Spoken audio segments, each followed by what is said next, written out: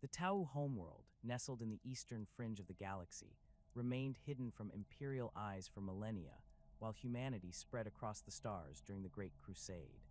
This blue-green world, orbiting a stable star in what would later be designated the Tau system, harbored a species that would eventually challenge the Imperium's doctrine of human supremacy through technological innovation and philosophical unity, rather than brute force or psychic might. Imperial records indicate the first contact with the Tau occurred during routine exploration missions in the 35th millennium, when Adeptus Mechanicus explorator fleets conducting long-range surveys detected signs of primitive civilization on the world. The initial reports described a species in its early Bronze Age, wielding simple metal tools, and engaged in constant tribal warfare across the planet's varied continents. The Tau of this era bore little resemblance to the sophisticated empire they would later become, existing as scattered tribes that fought endlessly over territory, resources, and ancient grievances that stretched back generations. These early Tau displayed the same blue-gray skin and distinctive facial features that characterize the species today, with their flat, broad faces, small noses, and the characteristic cranial ridge that would later house their advanced communications implants. Their society was fractured along geographical lines, with different tribes controlling various regions of their homeworld's supercontinent. The mountain-dwelling Tau had developed into hardy, practical builders and craftsmen, while those inhabiting the vast plains became swift hunters and warriors. Coastal tribes excelled at navigation and trade, and those living in the dense forests became masters of stealth and guerrilla tactics. The Imperium stretched thin across countless fronts during this period, classified Tau as a minor xenos species of limited threat potential. The world was marked for future compliance operations, but the sheer distance from major Imperial strongholds and the species' primitive technological level relegated it to low-priority status. This decision would prove to be one of the most significant oversights in Imperial history, as it allowed the Tau to develop unimpeded for 6,000 years. The transformation of Tau society began with an event that remains shrouded in mystery even to this day. During what Tau historians call the Montau, or Terror, their homeworld was consumed by the most devastating period of warfare in their recorded history. Technological advancement had accelerated their capacity for destruction without providing the wisdom to control it, and the various tribes had developed increasingly sophisticated weapons while maintaining their ancient animosities. Cities burned across the continents as alliances formed and shattered with bewildering speed, and it appeared that the Tau species might drive itself to extinction through perpetual conflict. The arrival of the Ethereals marked the end of this dark age and the beginning of Tau ascendancy. These individuals appeared simultaneously across different regions of the homeworld, emerging from the wilderness to address the warring tribes with a message of unity and cooperation that resonated deeply with Tau psychology. The Ethereals possessed a natural charisma that transcended tribal boundaries, speaking of a greater purpose that could unite all Tau under a single philosophy they called the Tauva, or greater good. The physical appearance of the Ethereals immediately set them apart from other Tau. They stood taller than their brethren, with more pronounced cranial ridges and an almost ethereal quality to their movements that seemed to command respect and attention. Their skin often bore subtle variations in hue, and they possessed an innate ability to inspire loyalty and devotion in other Tau that bordered on the supernatural. Some Imperial scholars have theorized about possible psychic abilities, though the Tau themselves vehemently deny any connection to the warp. The philosophy of the Tauva that the Ethereals preached was revolutionary in its simplicity and power. Rather than focusing on tribal identity or personal glory, it emphasized the collective good of all Tau and the importance of each individual finding their proper place within the greater whole. This philosophy recognized that different Tau possessed different natural aptitudes and inclinations, but rather than viewing these differences as sources of conflict, the Tauva celebrated them as complementary strengths that could be unified toward common goals. Under Ethereal guidance, the warring tribes began to coalesce around this new philosophy, gradually abandoning their ancient feuds in favor of cooperation. The process was not instantaneous, and several tribes initially resisted the ethereal message, but the combination of philosophical appeal and practical demonstration of the Tauva's effectiveness eventually won over even the most stubborn holdouts. The Ethereals established the first unified settlements, which they called septs, each serving as a center of learning and cooperation where Tau from different tribal backgrounds could work together. The development of the caste system represented the practical implementation of Tauva philosophy. The Ethereals observed that Tau individuals naturally gravitated towards certain types of activities and showed distinct aptitudes that correlated with their tribal origins and physical characteristics. Rather than forcing all Tau into identical roles, they formalized these natural tendencies into a structured society that maximized each individual's contribution to the collective good. The fire caste emerged from the warrior traditions of the Plains tribes, whose members had developed exceptional reflexes, tactical thinking, and physical coordination through generations of hunting and combat. These Tau were naturally suited to military service, but under the new system, their role expanded beyond simple warfare to encompass all aspects of protection and security for Tau society. Fire caste warriors underwent rigorous training not just in combat techniques, but in the principles of the Tauva that emphasized measured response, minimal necessary force, and the protection of all Tau regardless of caste. The Earth caste drew primarily from the mountain-dwelling tribes, whose members had developed exceptional skill in construction, engineering, and craftsmanship. These Tau possessed the patience and attention to detail necessary for complex technical work, and they became responsible for all aspects of infrastructure, manufacturing, and technological development. Earth caste engineers approached their work with the same methodical precision their ancestors had used to carve cities from living rock, but now their efforts served the entire Tau species rather than a single tribe. The air caste originated from the coastal tribes, whose members had developed superior spatial awareness and navigation skills through generations of maritime travel.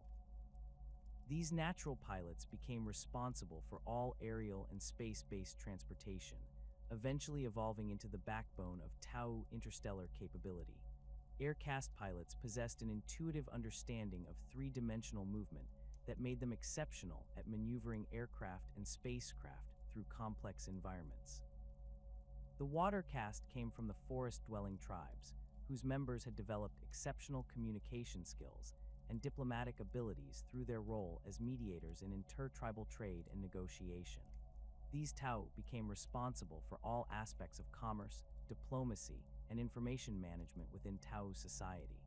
Water caste negotiators could navigate complex social situations with the same skill their ancestors had used to move unseen through dense woodlands. The Ethereal caste stood above and apart from the others, serving as spiritual and political leaders whose authority derived from their role as the original teachers of the Tauva. Unlike the other castes, which were defined by practical function, the Ethereals represented the philosophical heart of Tau civilization and served as the final arbiters in matters of policy and doctrine. The establishment of the first septs created a new model for Tau civilization that balanced local autonomy with species-wide cooperation. Each sept developed its own distinct character and specializations, while remaining committed to the overarching principles of the Tauva. The original septs included Tau Sept, which became the species' homeworld and spiritual center, along with several colony worlds that demonstrated the Tau's rapidly expanding technological capabilities. Tau Sept itself became a marvel of integrated urban planning, with each caste contributing its expertise to create cities that functioned as seamless wholes. Earth caste engineers designed efficient transportation networks and manufacturing centers, while air caste pilots established orbital facilities and atmospheric traffic control systems. Water caste administrators created communication networks that kept all parts of the sept functioning in harmony, while fire caste warriors established defensive positions that could protect the population without disrupting civilian activities. The Tau's first major test as a unified species came through contact with orc raiders who had established a foothold in nearby systems. These encounters provided crucial experience in applying Tauva principles to military operations, while facing an enemy that represented everything the philosophy opposed. The orcs' chaotic, destructive approach to warfare stood in stark contrast to Tau's emphasis on precision, cooperation, and minimal waste of resources. Early battles against orc raiders revealed both the strengths and limitations of Tau military doctrine. Fire caste warriors demonstrated exceptional discipline and tactical coordination, but their equipment and tactics were still relatively primitive compared to what they would later develop. The Tau preference for ranged combat and careful positioning proved effective against orc frontal assaults, but they struggled against the aliens' superior numbers and brutal resilience. These conflicts drove rapid innovation in Tau military technology and doctrine. Earth caste engineers worked closely with fire caste warriors to develop new weapons and equipment that could exploit Tau advantages while compensating for their physical limitations compared to larger, stronger alien species. The pulse rifle emerged from this period as the standard fire caste weapon, combining the Tau preference for precision with the practical need for stopping power against heavily armored opponents. The development of battlesuit technology represented a quantum leap in Tau military capability. Earth caste engineers recognized that individual Tau warriors, despite their training and discipline, were physically disadvantaged against larger alien species. The battlesuit concept addressed this limitation by providing Tau pilots with enhanced strength, protection, and firepower, while maintaining the mobility and tactical flexibility that characterized Tau combat doctrine. Early battlesuit designs were crude compared to later models, but they established the fundamental principles that would guide Tau military development for centuries. The suits enhanced the pilot's natural abilities rather than replacing them, requiring extensive training and integration between the warrior and their equipment. This approach reflected Tauva philosophy by treating technology as a tool for maximizing individual potential rather than as a substitute for skill and dedication. The integration of different castes in military operations became a defining characteristic of Tau warfare. Air caste pilots provided reconnaissance and fire support from aircraft and orbital platforms, while Earth caste engineers maintained equipment and established field fortifications. Water caste operatives gathered intelligence and attempted diplomatic solutions before conflicts escalated to violence. Even when diplomacy failed, the Tau approach to warfare emphasized achieving objectives with minimal casualties on both sides whenever possible. The philosophical foundation established by the Ethereals required practical implementation through social structures that could harness the diverse talents of the Tau species.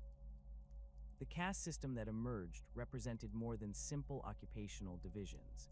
It embodied a comprehensive approach to organizing society that maximized collective efficiency while respecting individual aptitudes.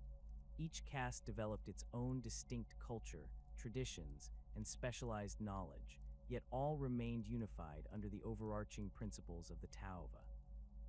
The fire caste, known in the Tau language as the Shahs, evolved from the warrior traditions of the plains-dwelling tribes into the military backbone of the expanding Tau Empire. Fire caste warriors undergo extensive physical and mental conditioning from early childhood, developing the reflexes, tactical acumen, and unwavering discipline necessary for modern warfare. Their training emphasizes not just individual combat prowess, but seamless integration with advanced technology and coordination with other caste members in complex military operations. The rigid hierarchy within the fire caste reflects both practical military necessity and Tau philosophical principles regarding earned authority through demonstrated competence. At the foundation of this structure stand the Shasla, newly graduated warriors who have completed their basic training and earned the right to bear arms in service of the greater good. These young fighters typically serve in fire warrior teams, learning practical combat skills while being gradually exposed to increasingly complex tactical situations under the guidance of more experienced leaders. Shasla warriors wear the standard fire warrior armor, a sophisticated suit of protective equipment that incorporates advanced materials developed by Earth caste engineers. The armor's blue-gray coloration with sept-specific markings immediately identifies the wearer's allegiance and unit assignment, while integrated communication systems allow for seamless coordination during combat operations. Each Shasla carries a pulse rifle as their primary weapon, a directed energy weapon that exemplifies Tau technological philosophy by delivering precise, devastating firepower with minimal collateral damage. Advancement within fire caste ranks depends on demonstrated competence, tactical innovation, and adherence to Tauva principles rather than political connections or arbitrary time-based promotion systems. Shasui represent the next tier of the hierarchy experienced warriors who have proven their ability to lead small units and adapt to changing battlefield conditions. These veterans often serve as team leaders or specialists operating advanced equipment like missile pods or rail rifles that require additional training and tactical expertise. The transition from Shasui to Shasvar marks a significant advancement in responsibility and authority within fire caste structure. Shasvar commanders typically lead multiple fire warrior teams or pilot advanced battlesuits that require years of training to master effectively. These officers must demonstrate not just personal combat excellence, but the ability to inspire and coordinate other warriors while making split-second tactical decisions under extreme pressure. Shassel represent the senior officer corps of the fire caste, experienced commanders who have proven their ability to coordinate large-scale military operations involving multiple units and different types of equipment. These officers often serve as SEP defense coordinators or lead expeditionary forces into contested regions where their tactical expertise and leadership abilities are essential for success. Shassel commanders frequently pilot the most advanced battlesuits available, including the formidable XV-8 crisis suits that serve as the backbone of Tau combined arms tactics. At the apex of fire caste hierarchy stand the Shasso, supreme commanders, whose authority extends across entire military campaigns or SEP defense networks. These legendary warriors have typically spent decades honing their skills and accumulating combat experience across multiple theaters of operation. Shasso commanders pilot the most sophisticated battlesuits in the Tau arsenal, including experimental designs that incorporate cutting-edge technology developed specifically for their use. The Earth caste, designated as Fio in Tau language, emerged from the mountain-dwelling tribes whose members possessed natural aptitudes for construction, engineering, and technical innovation. Earth caste society emphasizes methodical problem-solving, attention to detail, and the patient accumulation of knowledge through systematic experimentation and observation. These engineers and technicians form the industrial foundation of Tau civilization, responsible for everything from basic infrastructure maintenance to the development of revolutionary new technologies. Earthcast workshops and research facilities represent marvels of organized efficiency, with every tool, component, and workspace arranged to maximize productivity while minimizing waste. Fio engineers approach their work with the same philosophical commitment to the greater good that motivates other castes, viewing each project as an opportunity to contribute to the collective advancement of Tau civilization. Their laboratories buzz with constant activity as teams of specialists collaborate on projects ranging from improved pulse weapon designs to more efficient fusion reactor configurations. The Earthcast's approach to technological development emphasizes practical application over theoretical speculation. Fio engineers prefer to build and test prototypes rather than engage in abstract mathematical modeling, leading to rapid innovation cycles that can quickly translate new concepts into deployed systems. This methodology has produced remarkable advances in materials science, energy generation, and manufacturing techniques that give Tau technology its characteristic reliability and effectiveness. Earthcast infrastructure projects demonstrate the same attention to integration and efficiency that characterizes all aspects of Tau society. Fio engineers design transportation networks that seamlessly connect different SEPT facilities while minimizing environmental impact, construct manufacturing centers that can rapidly shift production between different types of equipment as needs change, and establish communication systems that maintain constant contact between widely dispersed Tau settlements. The relationship between Earth caste engineers and Fire caste warriors exemplifies the cooperative principles of the Tauva in practical application. Theotechnicians work closely with Shah's warriors to understand the specific requirements and limitations of combat equipment, leading to continuous refinement of weapons, armor, and vehicles based on battlefield feedback. This collaboration has produced innovations like the modular battlesuit system that allows individual pilots to customize their equipment for specific mission requirements. The air caste, known as core in Tau terminology, evolved from coastal tribes whose members developed exceptional spatial awareness and navigation abilities through generations of maritime travel. Air caste pilots possess an intuitive understanding of three-dimensional movement that makes them naturally suited for operating aircraft and spacecraft in complex environments. Their role within Tau society extends far beyond simple transportation, encompassing reconnaissance, fire support, and the maintenance of communication links between widely separated Tau settlements. Physical adaptations distinguish air caste members from other Tau, reflecting generations of specialization for low-gravity environments and extended periods in aircraft cockpits. Core pilots tend to be smaller and more lightly built than other Tau, with enhanced hand-eye coordination and faster reflexes that allow them to respond quickly to changing flight conditions.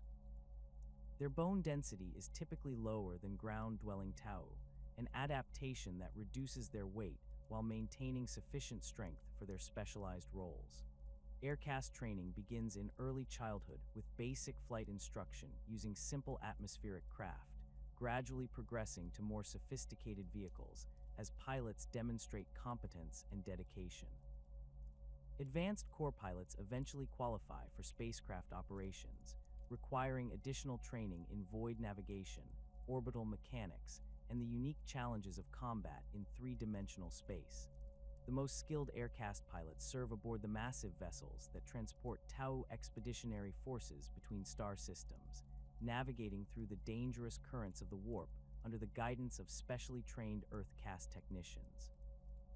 The integration of air caste capabilities with other Tau military assets creates combined arms formations that maximize the effectiveness of each component. Core pilots provide real-time reconnaissance information to Fire caste ground forces, coordinate fire support missions using precision-guided munitions, and extract wounded warriors from contested areas using specialized medical evacuation aircraft. Their ability to rapidly redeploy forces across large distances allows Tau commanders to concentrate superior numbers at critical points, while maintaining the flexibility to respond to changing tactical situations. Air caste facilities reflect their unique operational requirements, with extensive flight training areas, maintenance workshops equipped with specialized tools for aircraft repair, and communication centers that coordinate traffic across entire SEPT airspace. Core pilots spend considerable time in simulators that replicate various flight conditions and combat scenarios, allowing them to maintain proficiency without the expense and risk associated with constant live flight training. The water caste, designated poor in Tau language, originated from forest-dwelling tribes whose members developed exceptional communication skills and diplomatic abilities through their traditional role as intertribal mediators and traders. Water caste members serve as the social lubricant of Tau civilization, facilitating communication between different groups, negotiating agreements that benefit all parties, and gradually expanding the influence of the Tauva through patient persuasion rather than military conquest. Poor diplomats possess an almost supernatural ability to understand the motivations and concerns of other beings, whether Tau from different septs or alien species encountered during expansion operations. Their training emphasizes psychological insight, cultural analysis, and the subtle art of presenting Tau philosophy in terms that resonate with different audiences.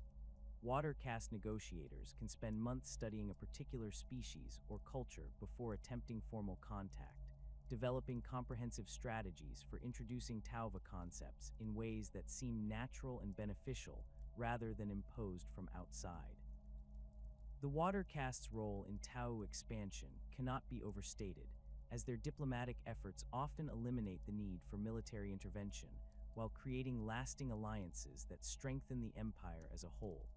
Poor agents work tirelessly to identify potential allies among alien populations, focusing on groups that share Tau values of cooperation, technological progress, and collective improvement. Their success in recruiting auxiliary forces has provided the Tau Empire with military capabilities that complement their own strengths while compensating for numerical disadvantages against larger alien civilizations. Water caste commercial activities serve dual purposes, generating economic benefits for Tau society while creating opportunities for cultural exchange and diplomatic contact.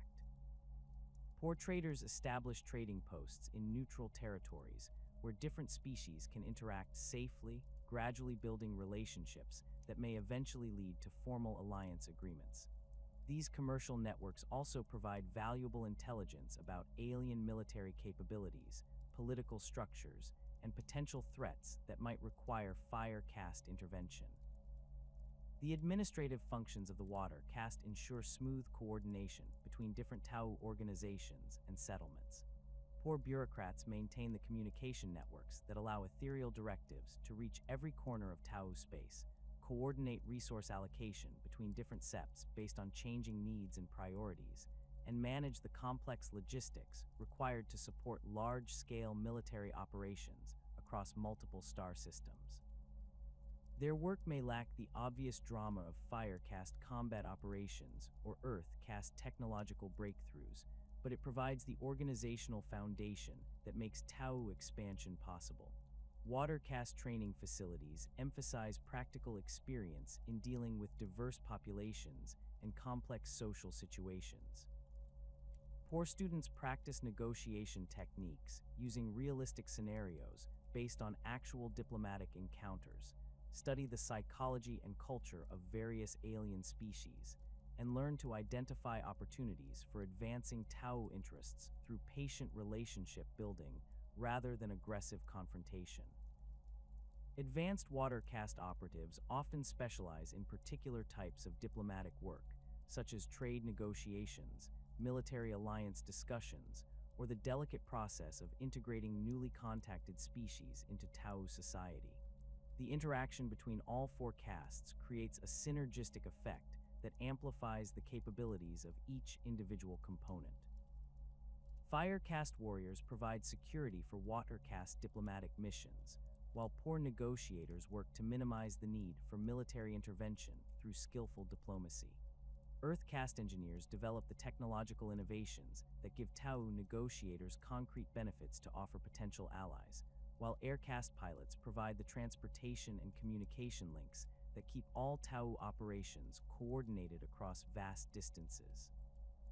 This integrated approach to expansion and governance represents the practical implementation of Tauva philosophy on a species-wide scale, demonstrating how cooperation and specialization can achieve results that would be impossible through individual effort alone.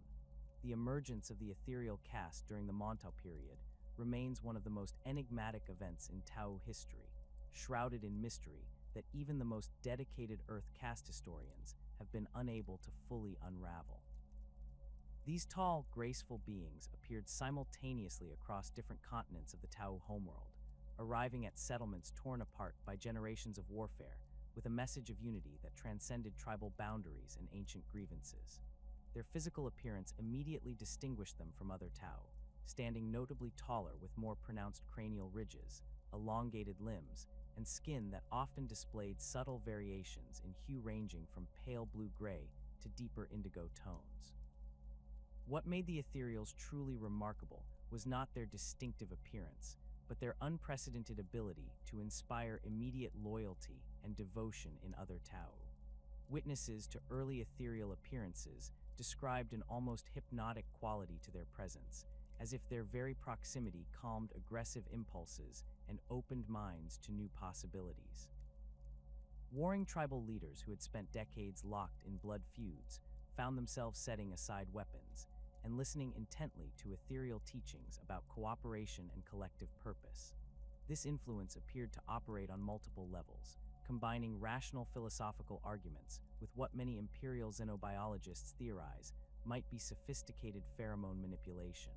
The pheromone theory gained credence through careful observation of Tau behavior in the presence of Ethereals.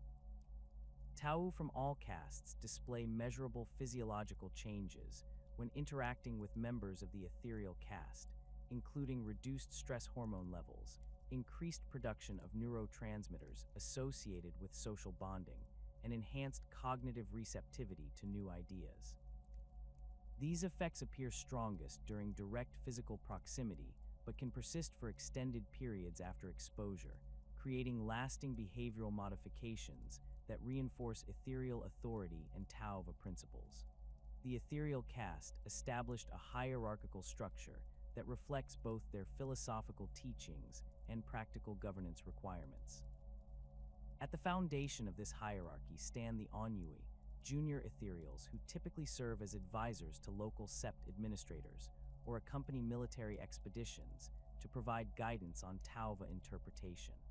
These younger Ethereals focus primarily on education and cultural reinforcement, working directly with members of other castes to ensure proper understanding of greater good principles in practical applications. Enver represent the next tier of ethereal authority, experienced leaders who typically govern individual septs or coordinate multi-sept operations requiring careful diplomatic balance. These Ethereals possess decades of experience in applying Tauva philosophy to complex political and military situations, often serving as the final arbiters in disputes between different castes or competing sept interests. Enver typically carry the traditional honor blade, an elegant weapon that serves both ceremonial and practical purposes, symbolizing their authority to make life and death decisions for the greater good.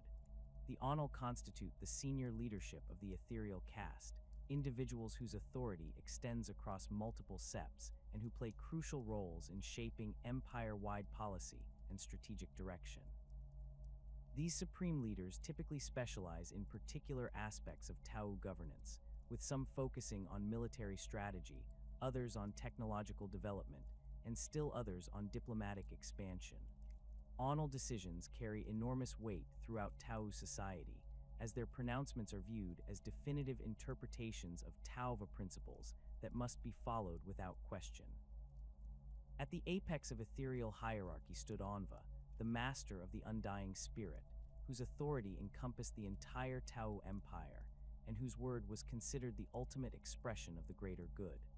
Onva's advanced age and accumulated wisdom made him the final arbiter of Tau policy, with even the most senior military commanders and sept leaders deferring to his judgment on matters of strategic importance. His death during the Third Sphere expansion created a significant leadership vacuum that required careful management to maintain empire unity and direction. The ethereal approach to military strategy crystallized into two fundamental doctrines that continue to guide Tau operations across all theaters of conflict. The Montka, or killing blow, emphasizes rapid, decisive action designed to achieve maximum impact through concentrated force applied at carefully selected critical points. This doctrine reflects Tau understanding that their numerical disadvantages against most alien species require them to achieve victory through superior tactics and technology rather than simple attrition. Montka operations typically begin with extensive reconnaissance and intelligence gathering, allowing Tau commanders to identify enemy weaknesses and critical infrastructure targets. Air caste pilots conduct detailed surveillance missions, while water caste agents gather information about enemy morale, supply lines, and command structures. Earth caste engineers analyze enemy defensive positions and develop specialized equipment for specific mission requirements. Only after this comprehensive preparation, Phase Du Fire caste forces launch their assault, striking with overwhelming firepower at precisely the right moment to achieve maximum psychological and tactical impact. The execution of Montka doctrine requires exceptional coordination between different Tau military assets. Crisis battlesuit teams provide mobile firepower and tactical flexibility, capable of rapidly redeploying to exploit emerging opportunities or respond to unexpected threats. Hammerhead gunships deliver precision strikes against heavily fortified positions, while Devilfish transports allow fire warrior teams to quickly occupy captured objectives. Aircast fighters maintain air superiority and provide close support to ground forces, creating a seamless integration of different combat capabilities that maximizes the effectiveness of each component. The Kauyan, or patient hunter, represents the opposite approach to military operations, emphasizing careful preparation, methodical positioning, and the deliberate creation of tactical situations that force enemies into disadvantageous positions. This doctrine draws inspiration from traditional Tau hunting practices, where success depended more on understanding prey behavior and environmental conditions than on physical strength or speed. Kauyan operations can extend over weeks or months, with Tau forces gradually maneuvering their opponents into carefully prepared killing zones. Kauyan tactics typically involve the establishment of multiple overlapping fields of fire, with fire warrior teams positioned to provide mutual support while maintaining clear lines of retreat if the situation deteriorates. Earth caste engineers construct sophisticated defensive positions that appear less formidable than they actually are, encouraging enemy attacks that will expose them to devastating crossfire. Pathfinder teams establish concealed observation posts that provide real-time intelligence about enemy movements while designating priority targets for long-range fire support. The psychological aspects of Kauyan doctrine are as important as the tactical elements, as Tau commanders work to create situations where enemies become frustrated, overconfident, or desperate enough to make tactical mistakes. Water caste operatives may spread disinformation about Tau capabilities or intentions, leading opponents to deploy their forces in ways that play into Tau advantages. The patient application of pressure through limited engagements and strategic withdrawals can gradually erode enemy morale and cohesion, making them vulnerable to the decisive strike that concludes Kauyan operations. Both Montka and Kauyan doctrines reflect fundamental Tauva principles about achieving objectives through intelligent application of available resources rather than wasteful expenditure of lives and equipment. Ethereal teachings emphasize that every Tau life has value that extends beyond immediate military utility, as each individual represents accumulated training, knowledge, and cultural investment that cannot be easily replaced. This philosophical foundation creates strong incentives for tactical innovation and technological development that can achieve military objectives while minimizing casualties among Tau forces. The philosophical underpinnings of the Tauva extend far beyond simple military doctrine, encompassing a comprehensive worldview that addresses individual purpose, collective responsibility, and the long-term development of Tau civilization. Ethereal teachings present the greater good not as an abstract ideal, but as a practical framework for making decisions that benefit both individuals and society as a whole. This philosophy recognizes that short-term sacrifices may be necessary for long-term prosperity, but emphasizes that such sacrifices should be distributed fairly and undertaken voluntarily by those who understand their necessity. Central to Tauva philosophy is the concept that individual fulfillment comes through contributing to collective advancement rather than through personal aggrandizement or competitive dominance over others. Ethereals teach that each Tau possesses unique talents and perspectives that can benefit the entire species, but only if those abilities are developed and applied in coordination with others rather than in isolation. This principle creates strong incentives for cooperation and mutual support, while discouraging the kind of internal competition that might weaken Tau society from within. The ethereal interpretation of Tauva also addresses the complex question of how to interact with alien species encountered during expansion operations. Rather than viewing all non-Tau as inherent enemies or potential slaves, ethereal teachings suggest that other species may possess valuable knowledge, capabilities, or perspectives that could benefit the greater good if properly integrated into Tau society. This philosophical framework provides the foundation for Tau diplomatic efforts and explains their willingness to accept alien auxiliaries as genuine partners rather than mere tools. The practical application of Tauva principles requires constant interpretation and adaptation as Tau society encounters new situations and challenges.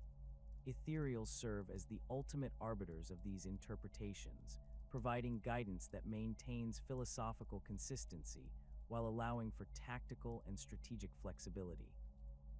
Their decisions establish precedents that guide future actions, gradually building a comprehensive body of applied philosophy that addresses everything from resource allocation between septs to the treatment of captured enemies. Ethereal authority over Tau society operates through multiple mechanisms that reinforce each other to create a stable and unified power structure.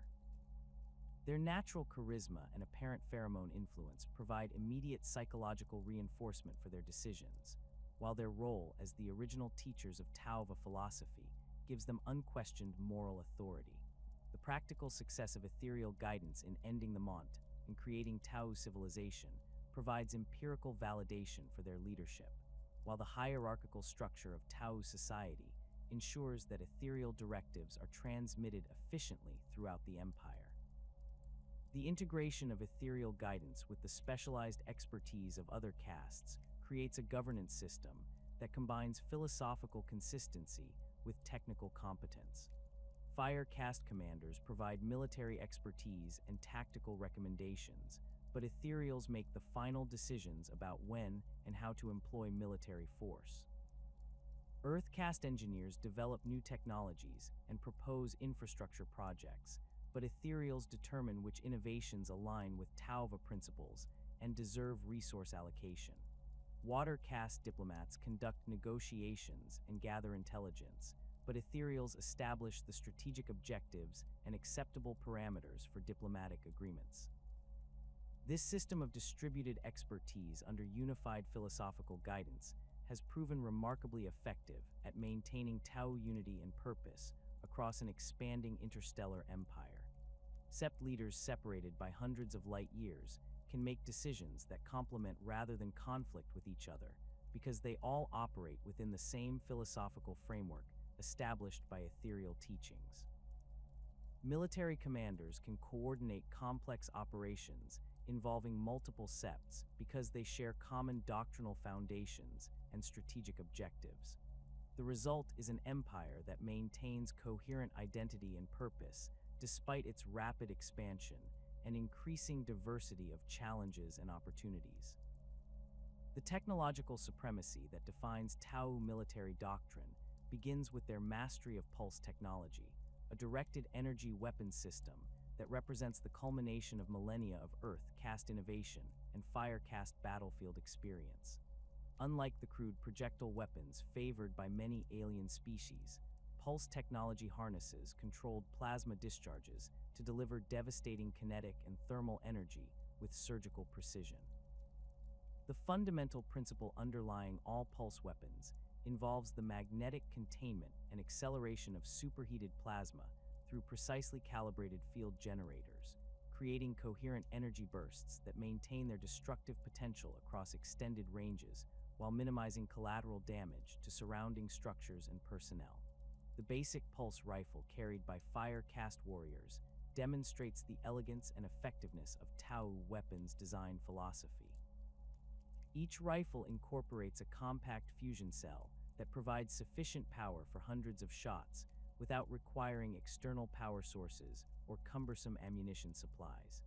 The weapon's internal mechanisms channel plasma through a series of magnetic acceleration chambers that impart tremendous velocity to each pulse while maintaining tight beam coherence over distances exceeding several kilometers. The rifle's integrated targeting system links directly to the warrior's helmet display, providing real-time ballistic calculations and threat assessment data that allows even inexperienced Shasla to engage targets with devastating accuracy. The modular design of pulse rifles reflects Tau commitment to adaptability and continuous improvement. Earth caste engineers developed standardized attachment points that allow field modifications using various accessories, including enhanced targeting scopes for long-range engagements, underslung photon grenades for close-quarters combat, and specialized pulse ammunition designed for specific target types. Fire caste armorers can rapidly reconfigure weapons between missions, ensuring that each warrior carries equipment optimized for anticipated combat conditions without requiring extensive retraining or logistical complications. Advanced pulse weapon variants demonstrate the scalability of Tau energy weapon technology across different tactical applications. The pulse carbine favored by Pathfinder teams trades some range and penetrating power for improved handling characteristics and reduced weight, making it ideal for reconnaissance units that must remain mobile while maintaining effective firepower. The pulse pistol provides fire caste officers with a compact sidearm that delivers lethal stopping power in emergency situations, while specialized pulse weapons like the rail rifle combine pulse technology with magnetic acceleration principles to create devastating anti-armor capabilities. The progression from individual pulse weapons to squad-level support systems illustrates Tau understanding of combined arms principles and their commitment to providing fire caste warriors with overwhelming firepower advantages. Pulse cannon systems mounted on heavy weapon platforms deliver sustained high-energy bombardment capable of destroying enemy vehicles and fortifications while maintaining the precision characteristics that define all Tau weapons. These weapons incorporate sophisticated cooling systems and power management protocols that allow continuous operation during extended engagements without the overheating problems that plague many alien energy weapons. The integration of pulse technology with Tau battlesuit systems represents perhaps the most significant advancement in personal combat equipment since the development of powered armor. Crisis battlesuits mount multiple pulse weapons in configurations that would be impossible for unaugmented warriors to carry, creating mobile fire platforms capable of engaging multiple targets simultaneously while maintaining tactical mobility. The suit's targeting systems coordinate fire from different weapons to maximize damage output while conserving ammunition, automatically prioritizing threats based on tactical doctrine and battlefield conditions. Battlesuit technology emerged from Earth caste recognition that individual Tau warriors, despite their training and discipline, faced significant physical disadvantages when confronting larger alien species in direct combat. The first battlesuit prototypes were crude affairs that provided basic protection and modest strength enhancement, but they established the fundamental design principles that continue to guide Tau battlesuit development. Modern battlesuits represent sophisticated integration of advanced materials, artificial intelligence systems, and weapons technology that transforms individual warriors into formidable combat platforms capable of engaging entire enemy units. The XV-15 stealth suit represents the lightest and most specialized battlesuit variant, designed specifically for reconnaissance and infiltration missions, where detection would compromise the entire operation. These suits incorporate advanced stealth field generators that bend light around the wearer, creating near invisibility that allows Pathfinder teams to operate deep within enemy territory without detection. The stealth fields require significant power to maintain, limiting the suit's weapons loadout to burst cannons and marker lights, but the tactical intelligence gathered by stealth suit operators often proves more valuable than direct combat contributions. Stealth suit technology relies on sophisticated metamaterial composites that can actively manipulate electromagnetic radiation across multiple spectrums. The suit's outer shell incorporates millions of microscopic elements that can be individually controlled to redirect incoming light, heat signatures, and even radar pulses around the wearer's position. This technology requires constant adjustment based on environmental conditions and observer positions, demanding advanced artificial intelligence systems that can process sensor data and adjust stealth field parameters in real time without conscious input from the pilot.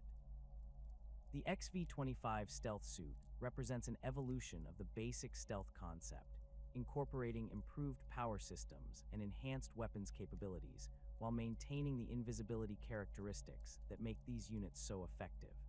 These suits can mount more sophisticated sensor packages and heavier weapons, allowing stealth teams to conduct limited combat operations while maintaining their primary reconnaissance role.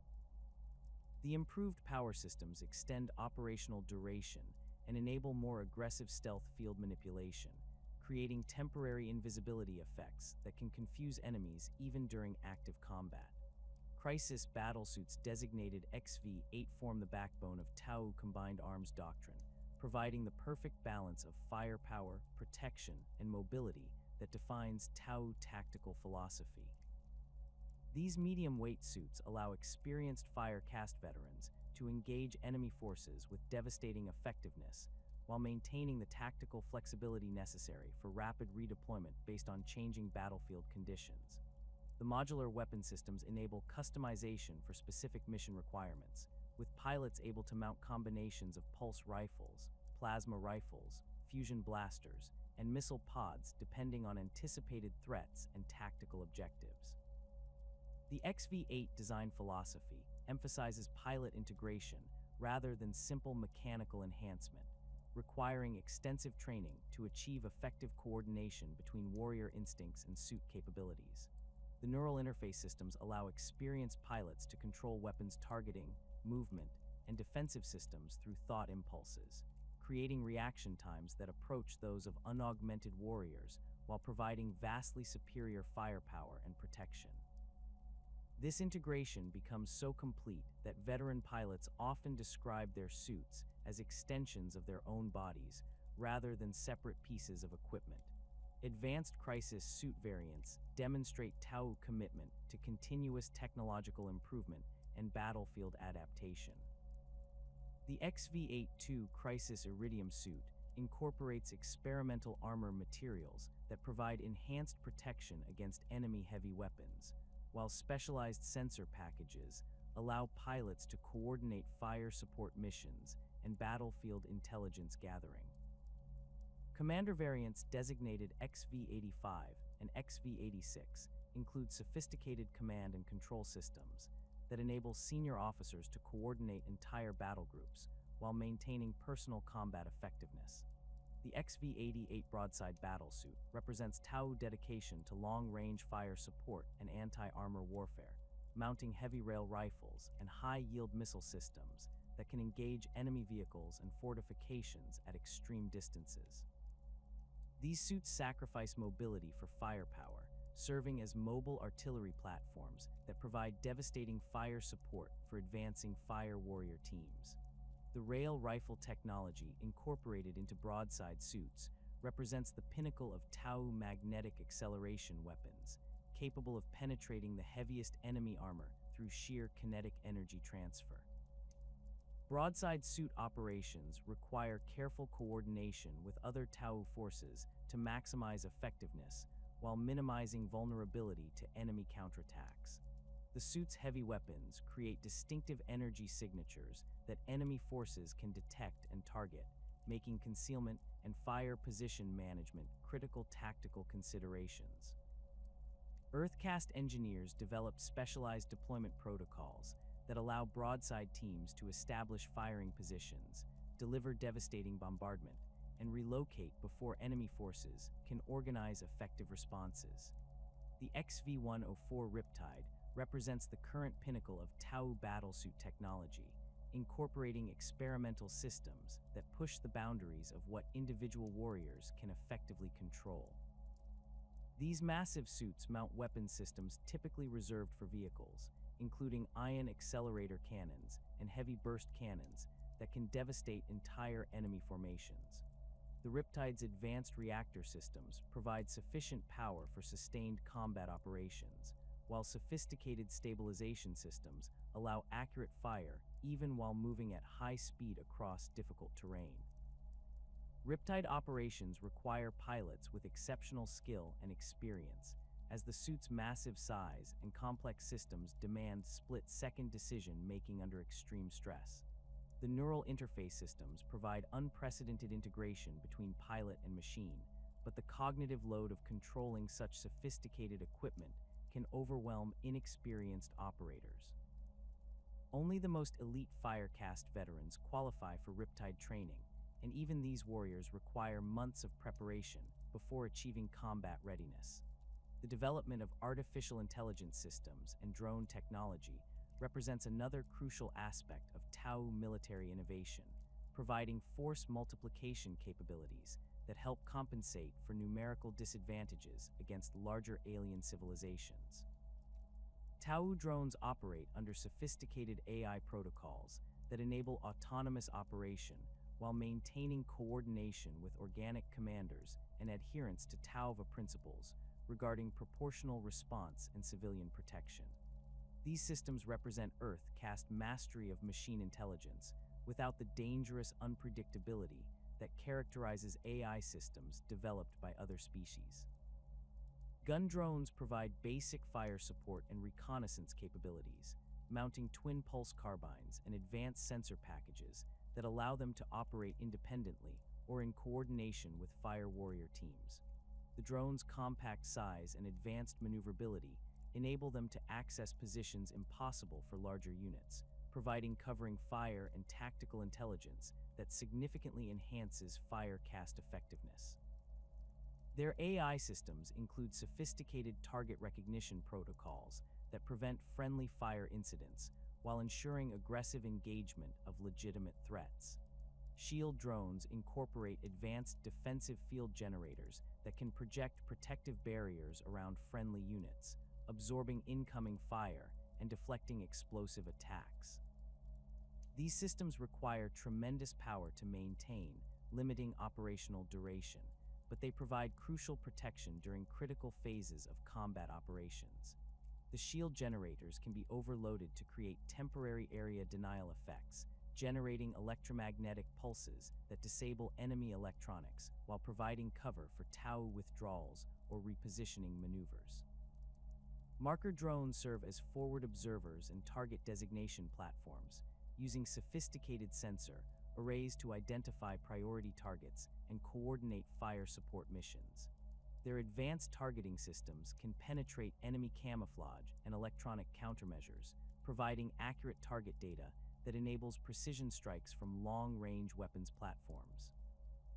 The drone's ability to operate in hazardous environments allows them to maintain observation posts in areas too dangerous for organic personnel, extending Tau reconnaissance capabilities across entire battlefields. The integration of drone technology with other Tau military systems creates synergistic effects that multiply the effectiveness of individual components. Crisis battlesuits accompanied by gun drones can engage multiple targets simultaneously while maintaining tactical mobility, effectively doubling their combat effectiveness without requiring additional pilots. Shield drones protecting fire warrior teams enable aggressive tactical positioning that would otherwise be impossible, allowing Tau forces to establish firing positions in areas with limited natural cover. Advanced targeting systems represent perhaps the most crucial technological advantage that Tau forces possess over their enemies, enabling precision engagement of targets at extreme ranges while minimizing ammunition expenditure and collateral damage. These systems incorporate multiple sensor types including optical, thermal, electromagnetic, and gravitic detectors that can identify and track targets under virtually any environmental conditions. The integration of artificial intelligence analysis with organic decision-making creates targeting solutions that combine machine precision with tactical intuition. The Tau approach to warfare doctrine emphasizes ranged superiority through technological advantage rather than numerical superiority or individual physical prowess. Firecast training focuses extensively on marksmanship, tactical positioning, and coordination with supporting elements to create overlapping fields of fire that deny enemy forces the opportunity to close to effective engagement ranges.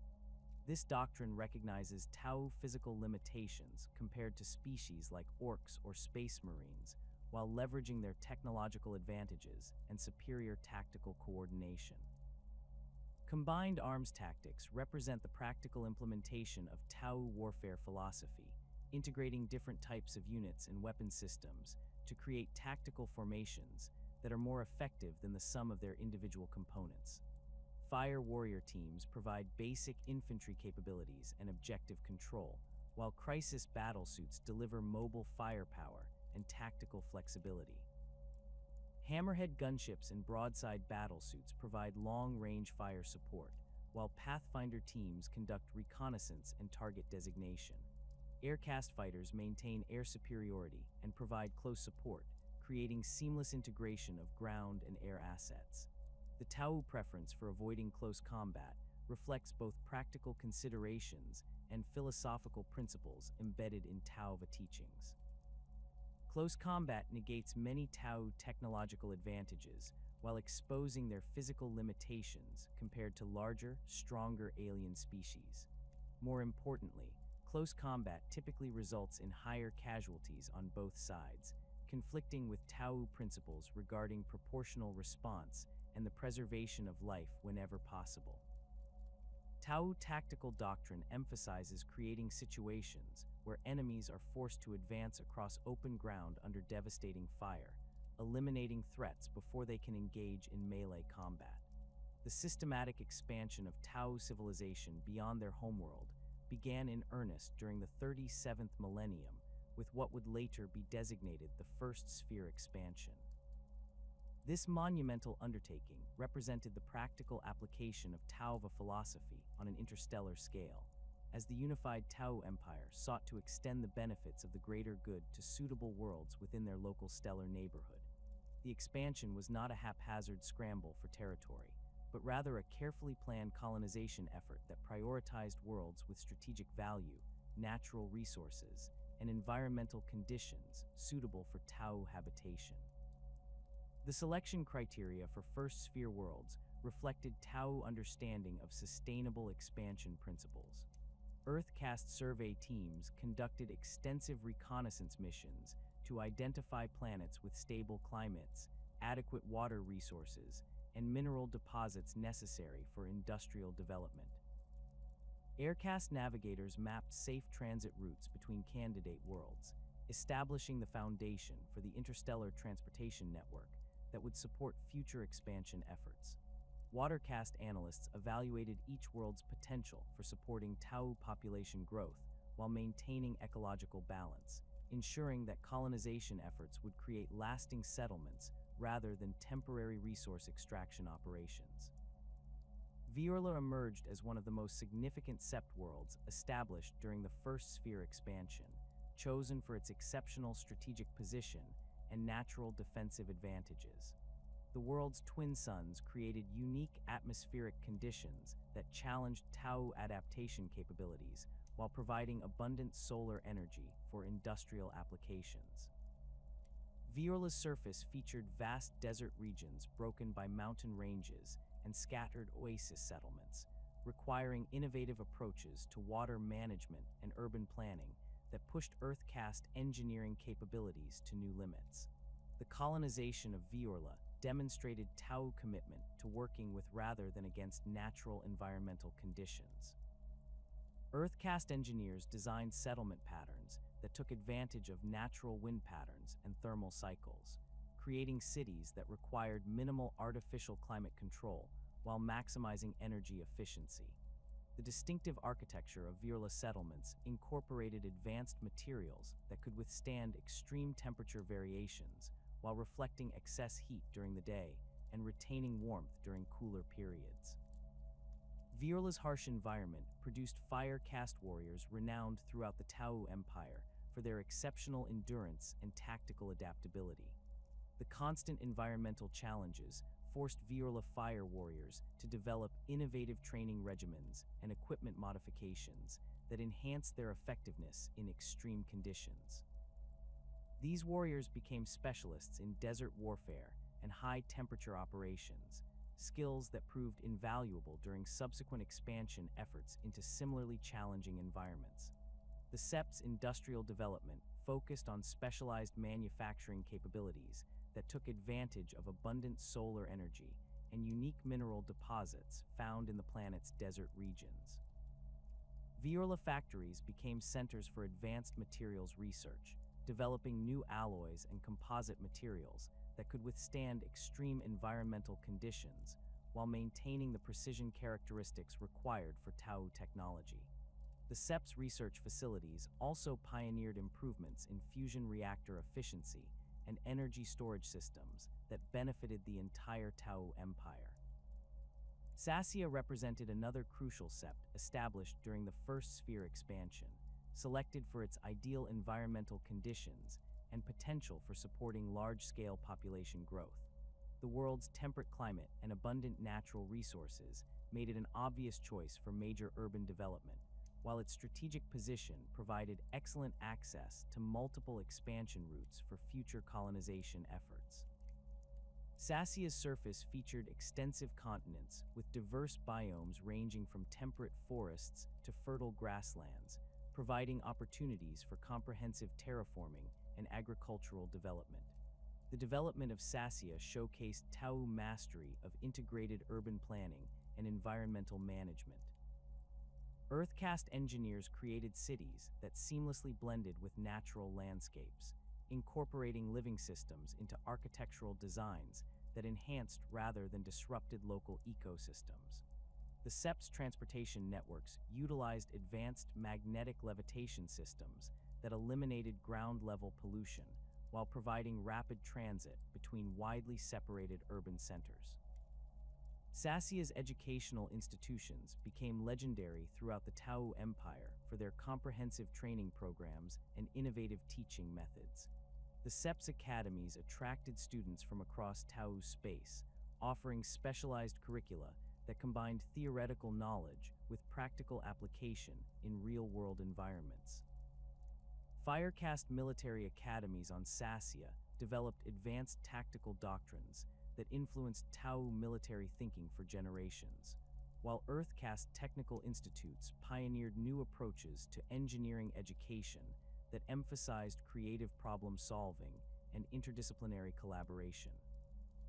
The SEP's cultural influence extended far beyond its educational institutions, as Sassia artists and philosophers contributed significantly to the ongoing development of Tauva interpretation and application. The world's libraries and research centers maintained comprehensive archives of Tau knowledge and cultural achievements, serving as repositories for the collective wisdom of the expanding empire. Sassia's communication networks became central hubs for information exchange between different septs, facilitating coordination and knowledge sharing across vast interstellar distances. Borkin emerged as the technological heart of the First Sphere expansion, chosen specifically for its potential to support advanced research and development activities. The world's unique geological features included rare mineral deposits essential for cutting-edge technology development, while its stable climate and low seismic activity provided ideal conditions for sensitive scientific equipment and precision manufacturing. Borkin's surface featured extensive mountain ranges rich in exotic materials, surrounded by valleys suitable for large-scale industrial complexes and research facilities. The SEP's research institutions pushed the boundaries of Tau technological capability, developing innovations that revolutionized everything from weapons systems to interstellar transportation. Borkin Earth caste engineers pioneered advances in pulse weapon technology that increased range and accuracy while reducing power consumption, creating the foundation for next-generation military equipment. The SEP's laboratories also developed breakthrough improvements in battlesuit design, including enhanced neural interface systems and more efficient power distribution networks. Borkin's manufacturing capabilities focused on producing the most sophisticated equipment in the Tau arsenal, including experimental weapon systems and prototype technologies that required exceptional precision and quality control. The SEP's factories incorporated advanced automation systems that could maintain tolerances measured in microscopic units while producing complex components at industrial scales. These manufacturing techniques enabled the production of equipment that would have been impossible using conventional methods, giving Tau forces significant technological advantages over their enemies. The SEP's scientific community maintained extensive collaboration networks with research institutions throughout the Tau Empire, sharing discoveries and coordinating research efforts to maximize the benefits of technological advancement. Borkan scientists pioneered new approaches to materials science, energy generation, and artificial intelligence that influenced Tau development for centuries. The Sept's theoretical physicists made crucial contributions to understanding the fundamental forces that govern interstellar travel, laying the groundwork for future expansion efforts. The Second Sphere expansion began several centuries after the successful establishment of the core Sept worlds, representing Tau confidence in their ability to manage large-scale colonization efforts while maintaining the unity and purpose that defined their civilization. This expansion phase focused on pushing Tau influence into the Damocles Gulf region, a strategically important area that offered access to new resources and potential alien contact opportunities. The planning for this expansion incorporated lessons learned from the First Sphere, emphasizing more rapid deployment and flexible colonization strategies that could adapt to unexpected challenges. The Damocles Gulf presented unique opportunities and challenges that tested Tau adaptability and technological capabilities. The region's stellar geography featured numerous systems with potentially habitable worlds, but many of these systems also contained evidence of previous alien occupation or ongoing conflicts between different species.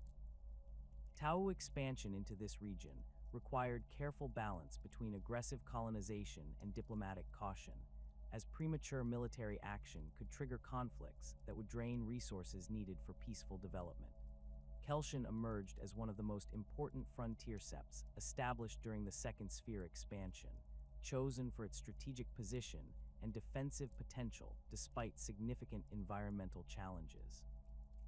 The world's volcanic activity created a harsh surface environment that required innovative approaches to settlement design and resource extraction. Kelshan cities were built into mountainsides and underground complexes that provided protection from seismic activity while taking advantage of geothermal energy sources for power generation and industrial processes.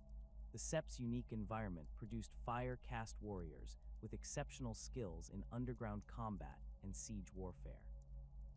Kelshan fire warriors developed specialized equipment and tactics for fighting in confined spaces and hazardous environments, including modified pulse weapons designed for close quarters combat and advanced environmental suits that could operate in extreme conditions. These capabilities proved invaluable during subsequent conflicts with alien species that favored defensive strategies and fortified positions. Kelshan's industrial development focused on heavy manufacturing and resource extraction, taking advantage of the world's abundant mineral wealth and geothermal energy. The Sept's factories specialized in producing heavy equipment and construction materials needed for expansion efforts, while its mining operations extracted rare elements essential for advanced technology development. The harsh working conditions on Kelshan drove innovation in automated systems and remote-controlled equipment that reduced the need for Tau personnel in dangerous environments. Elsier represented another significant frontier sept established during the Second Sphere expansion, selected for its potential as a forward base for further expansion efforts. The world's position near the edge of Tau space made it an ideal staging area for reconnaissance missions and diplomatic contact with alien species, while its moderate climate and natural resources supported substantial population growth. Elsier's surface featured diverse biomes that provided opportunities for comprehensive terraforming experiments and agricultural development programs. The Sept's role as a frontier outpost required exceptional flexibility and self-sufficiency, as supply lines from core Tau worlds could be disrupted by enemy action or natural disasters. Elsier developed comprehensive manufacturing capabilities that could produce everything from basic consumer goods to sophisticated military equipment, ensuring that the Sept could maintain operations even during extended isolation. The world's research facilities focused on developing technologies specifically suited for frontier conditions, including improved communication systems and more efficient resource utilization methods. Elsier's cultural development reflected its position as a meeting point between established Tau civilization and the unknown challenges of unexplored space.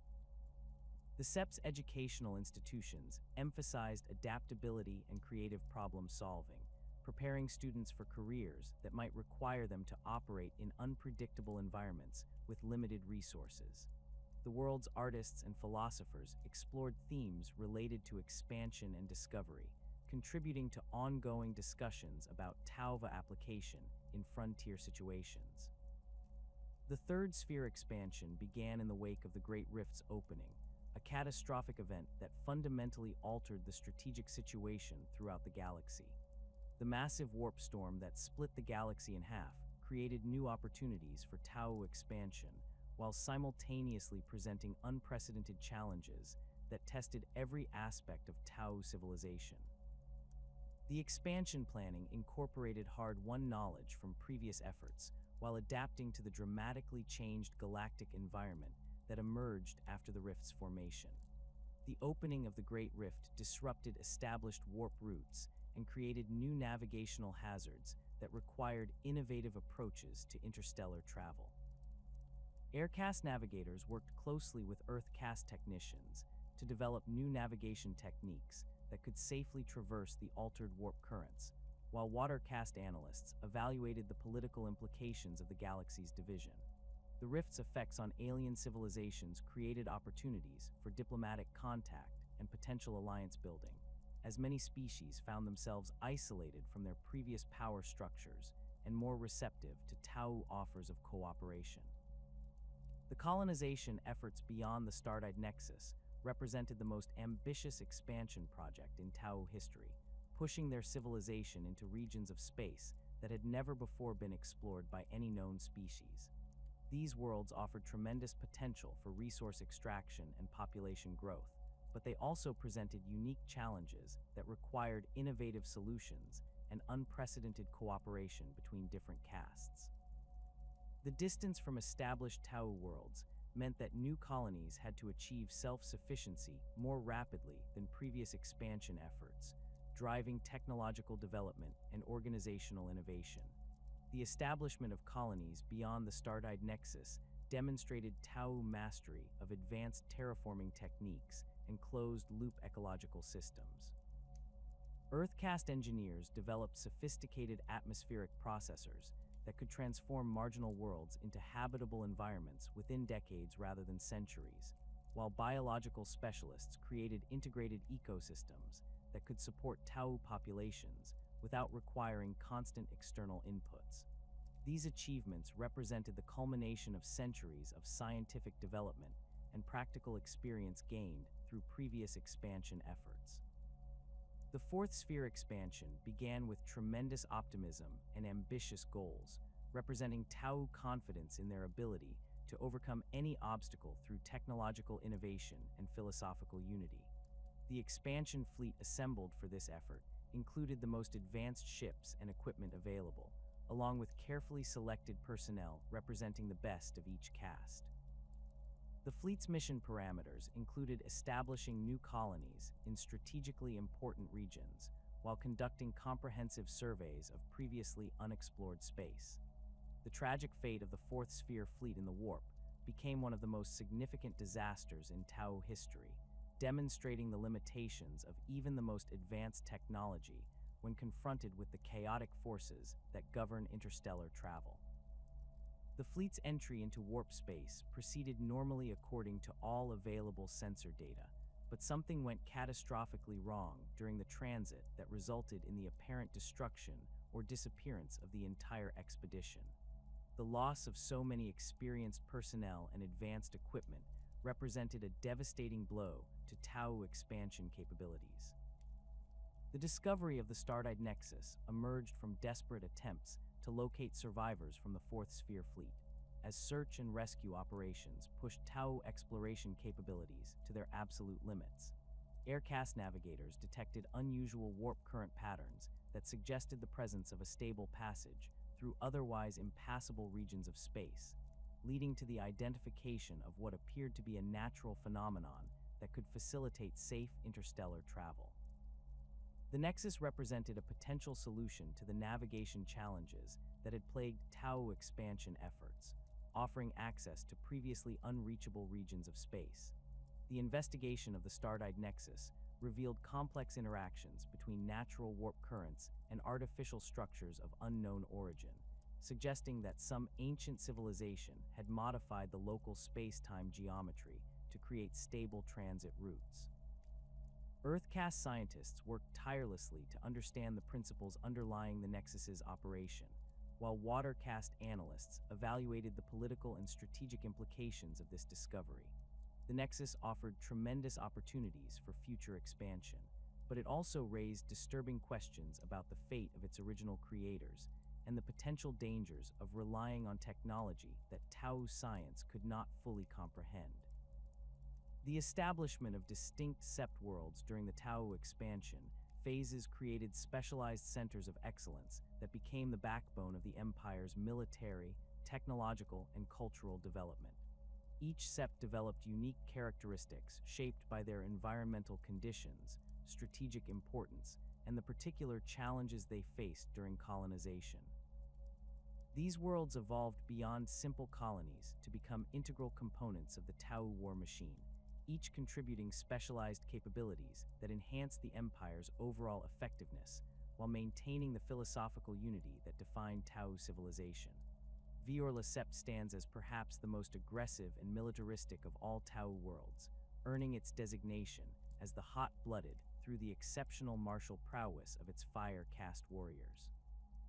The twin suns that dominate Viorla's sky create surface temperatures that regularly exceed the tolerance levels of most Tau, forging inhabitants who possess exceptional endurance and resistance to environmental extremes.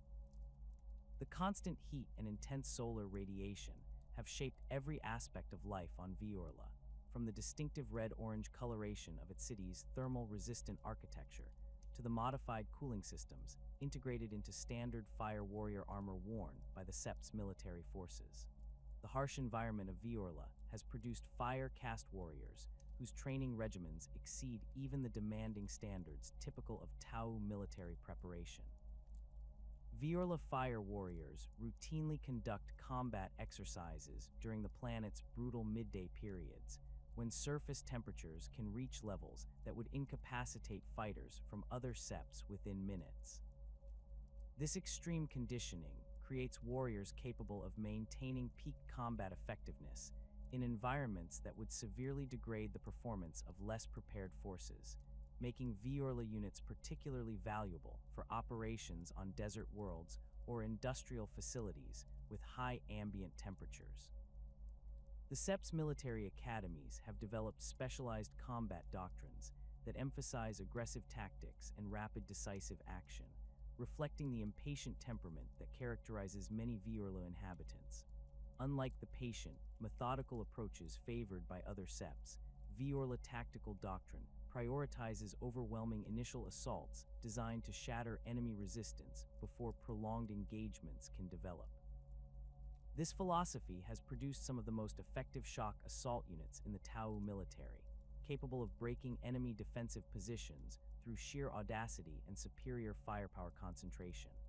Viorla's industrial complexes specialize in manufacturing equipment designed for extreme environmental conditions, including modified pulse weapons with enhanced cooling systems and battlesuit variants equipped with advanced thermal management capabilities. The Sept's Earth caste engineers have pioneered innovations in heat-resistant materials and energy-efficient cooling technologies that benefit military operations throughout the Empire. These manufacturing capabilities have made Viorla a crucial supplier of specialized equipment for Tau forces operating in hostile environments across multiple theaters of conflict. The Sept achieved particular renown as the birthplace of Commander Oshasera, known throughout the Empire as Commander Shadowsun, whose tactical innovations revolutionized Tau's stealth warfare and combined arms doctrine. However, Viorla's most controversial contribution to Tau military history came through Commander Farsight, whose exceptional leadership abilities and unorthodox tactical thinking made him one of the most successful fire caste commanders in the Empire's history.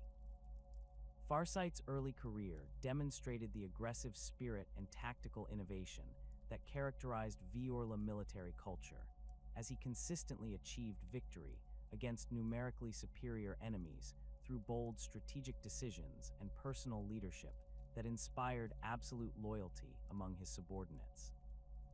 The development of Farsight's military philosophy reflected the influence of Viorla's martial culture, emphasizing personal honor, aggressive action, and unwavering commitment to protecting Tau lives even when such protection required challenging established doctrine. His campaigns on the Eastern Fringe demonstrated the effectiveness of Viorla tactical approaches when applied by a commander with exceptional strategic vision and the courage to adapt established doctrine to meet unexpected challenges. Farsight's ability to inspire fierce loyalty among his troops stemmed partly from his embodiment of Viorla ideals regarding personal courage and dedication to the greater good.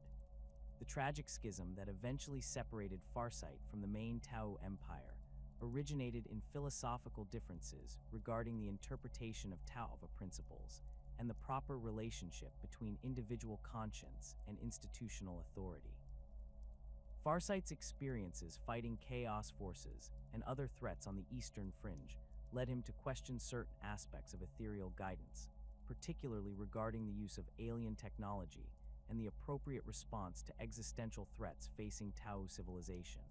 His decision to establish the Farsight enclaves represented a fundamental challenge to Tau unity that continues to influence political and military thinking throughout the Empire. Tau Sept remains the spiritual and political heart of the Tau Empire, serving as the original homeworld where the Ethereals first appeared to unite the warring tribes under the banner of the greater good. The planet's significance extends far beyond its historical importance, as it continues to house the supreme leadership of the Ethereal caste and serves as the ultimate authority for all major policy decisions affecting the entire empire. The world cities represent the pinnacle of Tau urban planning and architectural achievement, featuring integrated designs that seamlessly blend governmental, educational, and residential functions while maintaining the aesthetic harmony that characterizes Tau civilization. The capital city of Tau Sept showcases the sophisticated integration of all four castes working in perfect harmony toward common objectives. Fire caste training facilities occupy strategic positions that provide security for government installations, while offering realistic urban combat training environments. Earth caste workshops and laboratories are distributed throughout the city in patterns that maximize efficiency while minimizing transportation costs and environmental impact. Air caste facilities include orbital elevators and atmospheric traffic control centers that coordinate movement throughout the system, while water caste administrative centers maintain the communication networks that keep the entire empire functioning as a unified entity. The Ethereal Supreme's residence and primary governmental complex occupies the most prominent position in the capital, featuring architecture that combines practical functionality with symbolic representation of Tau principles. The building's design incorporates elements representing each of the four castes, with flowing lines and integrated natural elements that emphasize harmony and balance. The complex includes extensive meeting facilities where representatives from across the empire gather to discuss policy matters and coordinate large-scale operations, along with private chambers where the Ethereal Supreme can contemplate the philosophical implications of major decisions. Tau Sept's educational institutions serve as the primary centers for advanced philosophical and theoretical study throughout the empire, attracting the most promising students from all septs and castes. These academies focus on developing deep understanding of Tau principles and their application to complex real-world situations, preparing graduates for leadership positions that require both technical competence and philosophical wisdom. The planet's libraries maintain comprehensive archives of Tau knowledge and cultural achievements, serving as repositories for the collective wisdom accumulated through centuries of expansion and development. The SEP's manufacturing capabilities focus on producing the highest quality equipment and materials used by government and military leadership, including ceremonial items that reflect Tau artistic achievement, alongside functional equipment that meets the demanding requirements of senior commanders and administrators. Tau Sept factories specialize in precision manufacturing techniques that create products meeting exacting specifications while incorporating aesthetic elements that demonstrate Tau cultural sophistication.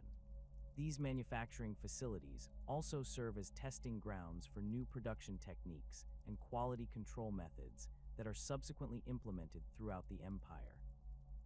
The planet's strategic importance as the Empire's capital requires extensive defensive preparations that showcase the most advanced military technologies and tactics available to Tau forces. Tau Sept's defensive networks include orbital platforms equipped with the most powerful weapons in the Tau arsenal, along with ground-based installations that can coordinate defensive operations across the entire system. The Sept's fire caste garrison includes elite units drawn from across the Empire, creating a military force that represents the pinnacle of Tau martial achievement while serving as a practical demonstration of inter-Sept cooperation and unity.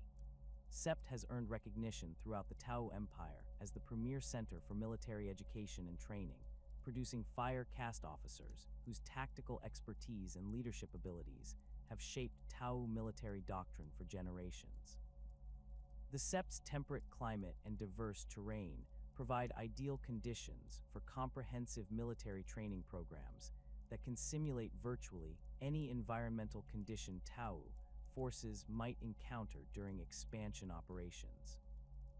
Sassia's military academies have developed sophisticated training methodologies that combine theoretical instruction with practical field exercises, creating educational programs that produce officers capable of adapting established doctrine to meet unexpected challenges. The Sept's military academies feature extensive training facilities that replicate various combat environments, from urban warfare complexes that simulate fighting in alien cities to wilderness areas that provide realistic training for operations on unexplored worlds. These facilities incorporate advanced holographic systems and robotic opponents that can present training scenarios of unprecedented realism while maintaining complete safety for participating personnel. Sassia instructors have developed training programs that challenge students to think creatively and adapt quickly to changing circumstances, producing officers who can maintain effectiveness even when facing completely unfamiliar tactical situations. Sassia's reputation for producing exceptional Pathfinder teams stems from the Sept's emphasis on reconnaissance training and advanced technology integration. The planet's varied terrain provides opportunities for realistic infiltration and surveillance exercises, while its research facilities develop cutting-edge equipment specifically designed for reconnaissance operations.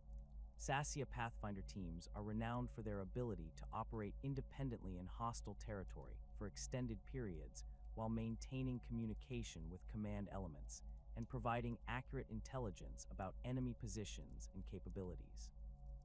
The Sept's military doctrine emphasizes combined arms coordination and inter-unit cooperation, reflecting Sassia's role as a training ground where personnel from different Septs learn to work together effectively. Sassia exercises regularly involve mixed units drawn from multiple Septs, creating opportunities for cross-training and the development of standardized procedures that enhance cooperation during actual combat operations. These training programs have produced many of the most successful multi-Sept operations in Tau military history, demonstrating the practical value of Sassia's educational approach. Sassia's Earth caste facilities focus on developing training equipment and educational technologies that enhance the effectiveness of military instruction throughout the Empire.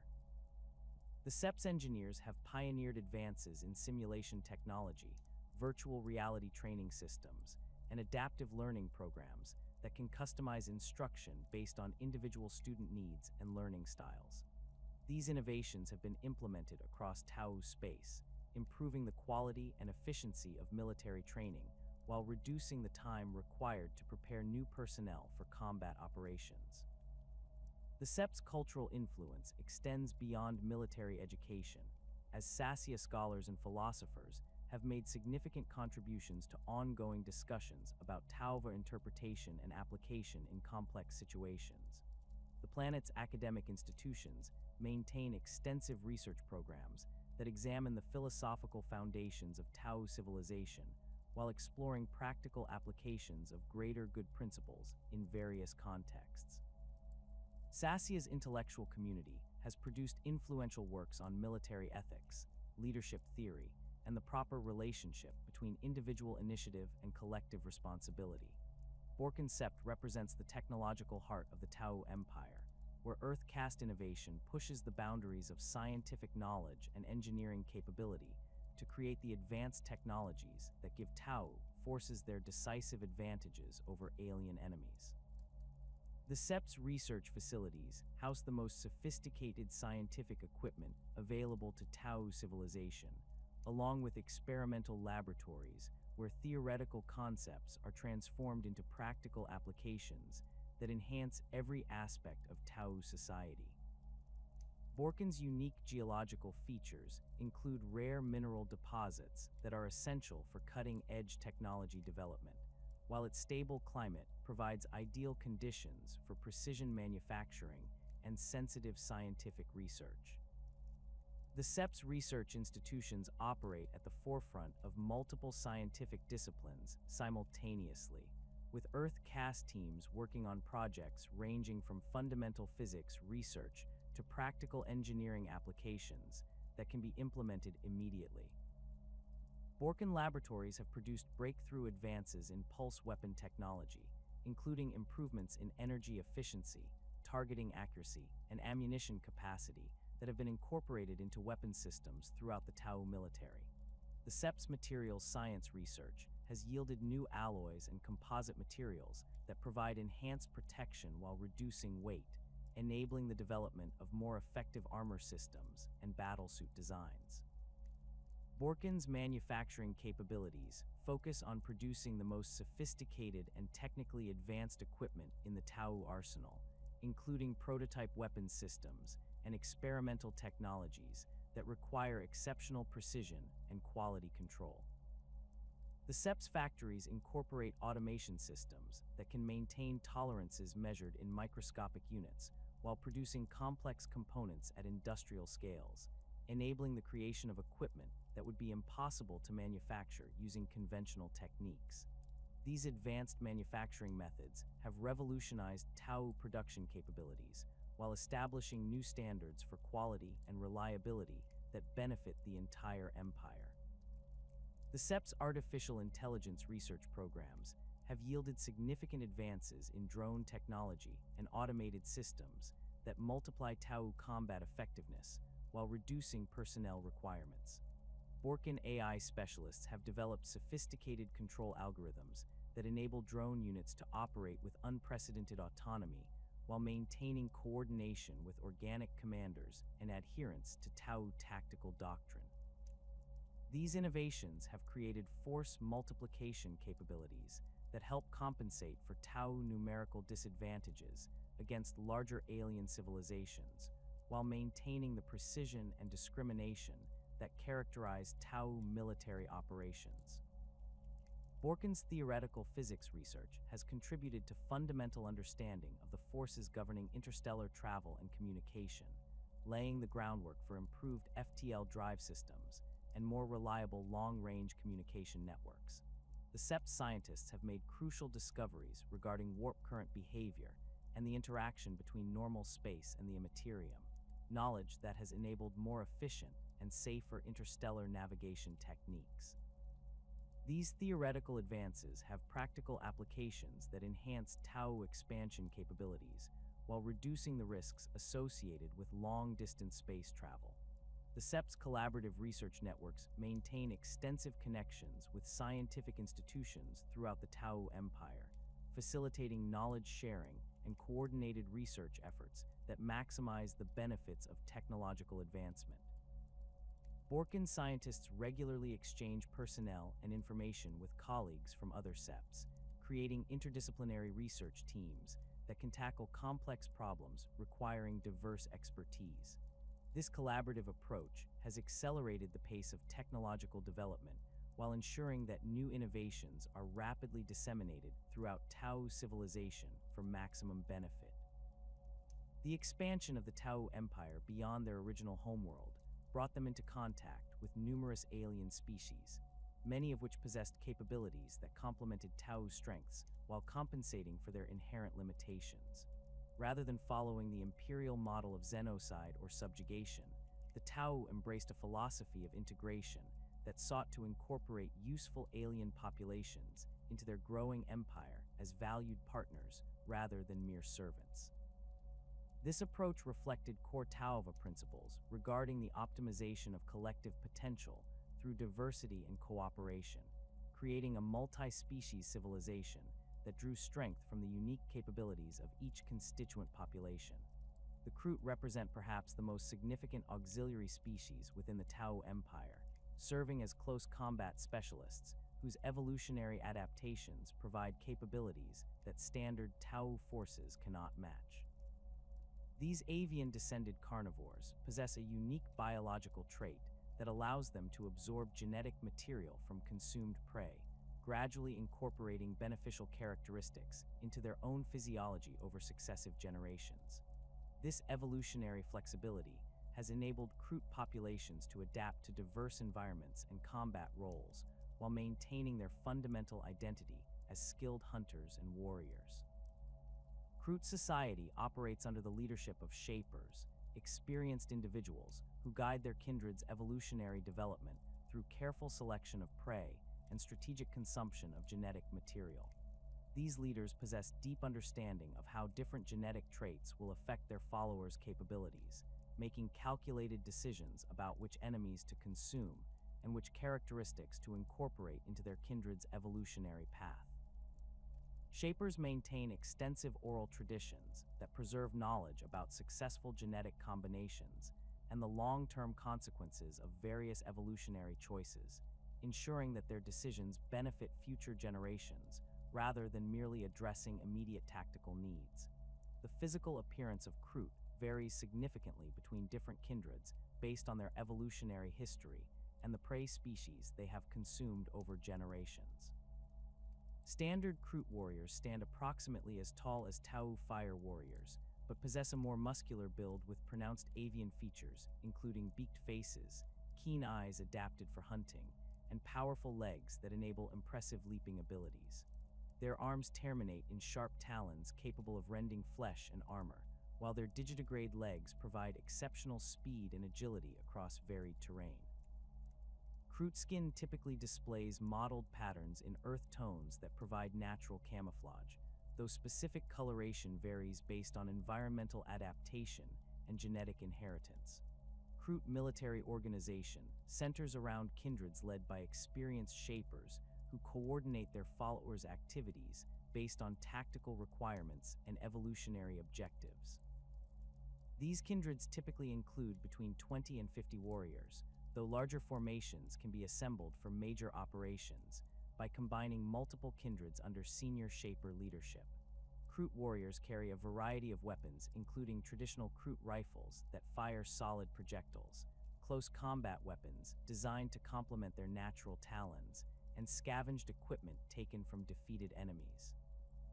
The Kroot rifle represents a fascinating example of their technological philosophy, combining practical effectiveness with evolutionary utility. These weapons fire solid ammunition that can penetrate armor through kinetic energy transfer, while remaining simple enough for field maintenance under primitive conditions. The rifle's design incorporates a blade attachment that transforms it into an effective melee weapon, reflecting Kroot preference for equipment that serves multiple purposes. Many Kroot rifles also feature decorative elements made from bones or other materials taken from significant prey, serving as both personal trophies and indicators of the warrior's combat experience. Kroot tactical doctrine emphasizes mobility, stealth, and close-quarters combat, providing capabilities that complement Tau range superiority while addressing their weakness in melee engagements. Kroot warriors excel at infiltration missions that require moving through difficult terrain without detection, using their natural camouflage and hunting instincts to approach enemy positions undetected.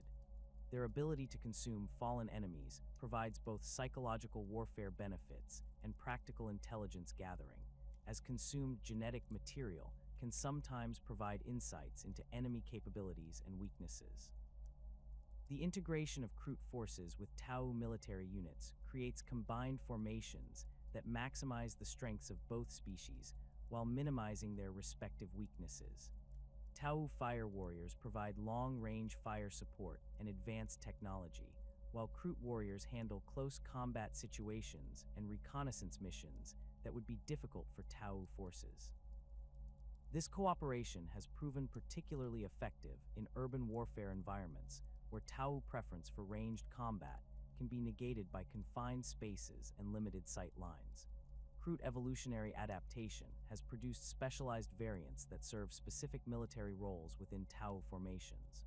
Kroot hounds represent one such adaptation, created through selective consumption of canine genetic material that enhanced their tracking abilities and pack coordination instincts. These creatures serve as scouts and hunting companions, capable of following scent trails across vast distances while maintaining communication with their handlers through subtle vocalizations and body language. Kroot hounds possess enhanced senses that can detect enemies hiding in terrain that would conceal them from Tau sensors, providing early warning of potential threats. The development of Krootox represents a more dramatic evolutionary adaptation, incorporating genetic material from large herbivorous creatures to create massive beasts capable of carrying heavy weapons and equipment. These creatures serve as living artillery platforms, mounting weapons too large for individual warriors to carry while providing mobile fire support that can keep pace with advancing infantry. Krootox handlers guide their mounts through verbal commands and physical cues, creating partnerships that combine the beast's strength with the handler's tactical awareness.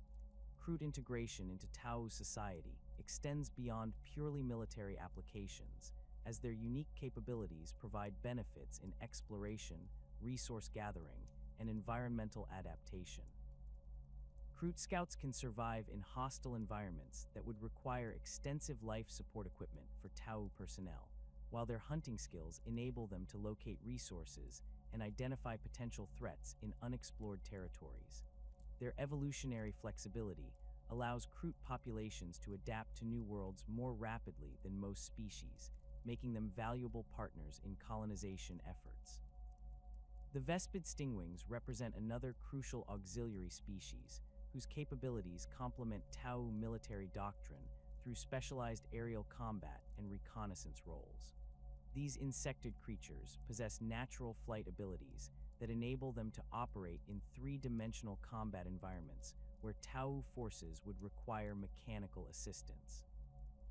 Vespid society operates through collective decision-making processes that align well with Tauva principles, creating natural compatibility between the two species despite their vastly different evolutionary origins. Vespid physiology features chitinous exoskeletons that provide natural armor protection while maintaining the flexibility necessary for aerial maneuvers. Their forewings generate sufficient lift to carry both their body weight and military equipment, while their compound eyes provide exceptional visual acuity that enables them to track multiple targets simultaneously. Vespid limbs terminate in sharp claws that serve both as weapons and as tools for manipulating equipment, while their elongated heads house sophisticated sensory organs that can detect electromagnetic emissions and chemical traces. The most remarkable aspect of Vespid technology involves their use of neutron blasters, weapons that harness exotic matter states to create devastating energy discharges. These weapons appear to be grown rather than manufactured, incorporating crystalline structures that focus and direct energy through principles that Tau scientists have not fully understood despite extensive research. The neutron blasters produce coherent energy beams that can penetrate heavy armor while maintaining accuracy at extended ranges, making Vespid warriors effective against targets that might resist conventional Tau weapons. Vespid military organization reflects their collective social structure, with individual warriors operating as part of larger swarms that coordinate their actions through pheromone communication and electromagnetic signals. These swarms can execute complex maneuvers with precision that rivals Tau drone formations, while maintaining the flexibility to adapt to changing battlefield conditions without requiring direct command authority. Vespid strain leaders serve as focal points for swarm coordination, but their role involves facilitating collective decision-making rather than imposing hierarchical control. The integration of Vespid forces with Tau military units provides aerial capabilities that complement existing air caste assets while offering unique advantages in specific tactical situations. Vespid warriors can operate in atmospheric conditions that would ground conventional aircraft, while their small size and natural maneuverability enable them to engage targets in confined spaces where larger vehicles cannot operate effectively. Their ability to land on vertical surfaces and hover in place provides tactical flexibility that enhances Tau combined arms operations. Vespid reconnaissance capabilities prove particularly valuable for Tau expansion efforts, as their aerial mobility enables them to survey large areas rapidly, while their advanced sensory systems can detect resources and potential threats that might escape ground-based observation. Vespid scouts can operate independently for extended periods, using their natural abilities to find food and shelter, while maintaining communication with Tau command elements through their strain leaders. Their reports provide crucial intelligence that enables Tau forces to plan operations with comprehensive understanding of terrain and enemy dispositions. The crystalline technology employed by Vespid warriors has attracted significant interest from Tau Earth caste researchers, who have attempted to understand the principles underlying neutron blaster operation and crystal growth techniques. These research efforts have yielded limited success, as Vespid technology appears to operate through biological processes that cannot be easily replicated using conventional manufacturing methods. However, the collaboration between Vespid and Tau technicians has produced hybrid systems that combine Vespid crystalline components with Tau electronic systems, creating experimental weapons with enhanced capabilities. The Nikasar represent one of the most enigmatic auxiliary species within the Tau Empire, serving as the primary source of psychic capabilities in a civilization that otherwise possesses minimal connection to the warp. These ancient beings evolved on gas giant worlds, where they developed powerful psychic abilities that enable them to manipulate gravitational fields and navigate through space without mechanical assistance. Their integration into Tau society provides essential capabilities that Tau forces cannot replicate through technology alone, particularly in areas related to warp navigation and psychic defense. Nikasar physiology reflects their adaptation to low-gravity environments, featuring elongated bodies with multiple appendages that enable them to maneuver effectively in three-dimensional space. Their skin displays a pale, almost translucent quality that reveals underlying circulatory systems, while their large eyes suggest adaptation to low-light conditions common in gas giant atmospheres. Nikasar possess no apparent vocal cords, communicating primarily through telepathic contact that enables direct mind-to-mind information transfer without the ambiguity inherent in verbal communication. The psychic abilities of Nikasar individuals vary significantly based on their age, training, and natural aptitude, but most possess sufficient power to influence local gravitational fields and detect psychic phenomena across considerable distances. Their most crucial capability involves navigating warp currents without the dangerous exposure to chaotic influences that affects most psychers, apparently through techniques that maintain mental barriers while accessing the information necessary for interstellar travel. This ability makes Nikasar navigators essential for Tau expansion efforts, as they provide the only reliable method for traversing the warp without risking corruption or catastrophic navigation errors. Nikasar integration into Tau society required careful accommodation of their unique physiological and psychological needs, as these beings cannot survive in standard atmospheric conditions preferred by most Tau species. Specialized environmental systems maintain the low pressure, high humidity conditions that Nicassar require, while their dietary needs are met through carefully prepared nutrient solutions that replicate the atmospheric chemistry of their homeworld. These accommodations represent significant logistical challenges, but the capabilities that Nicassar provide justify the additional complexity and expense. The role of Nicassar within Tau military operations extends beyond simple navigation assistance, as their psychic abilities provide defensive capabilities against enemy psykers and demonic manifestations. Nicassar can detect psychic phenomena before they become apparent to conventional sensors, providing early warning of potential warp-based attacks or infiltration attempts. Their ability to manipulate gravitational fields enables them to create defensive barriers or redirect incoming projectiles, though these capabilities require significant concentration and cannot be maintained indefinitely. Nicassar participation in Tau expansion efforts has been crucial for establishing colonies in regions where conventional navigation methods prove inadequate or dangerous. Their ability to identify safe warp routes and detect potential hazards enables Tau fleets to reach distant worlds that would otherwise remain inaccessible, expanding the Empire's reach into previously unexplored regions of space. Nicassar navigators also provide backup navigation capabilities for critical missions, ensuring that important operations can continue even if primary navigation systems fail or become compromised. The Gevesa represent human populations that have been integrated into Tau society through diplomatic conversion rather than military conquest, demonstrating the effectiveness of water caste negotiation techniques and the appeal of Tauva philosophy to populations suffering under imperial oppression. These converted humans maintain their basic human characteristics while adopting Tau cultural practices and military techniques, creating hybrid formations that combine human adaptability with Tau technological advantages. The successful integration of Gevesa populations provides practical evidence that Tau expansion methods can create lasting alliances rather than temporary occupations. Gevesa military units typically employ modified Tau equipment adapted for human physiology and combat preferences, creating formations that bridge the gap between Imperial Guard tactics and Tau combined arms doctrine. These units often serve as intermediaries in situations where direct Tau involvement might provoke unnecessary conflict, as human auxiliaries can interact with Imperial populations without triggering the immediate hostility that Tau presence might generate. Gevesa commanders possess understanding of both Imperial and Tau military methods, enabling them to develop innovative tactical approaches that exploit the weaknesses of both systems.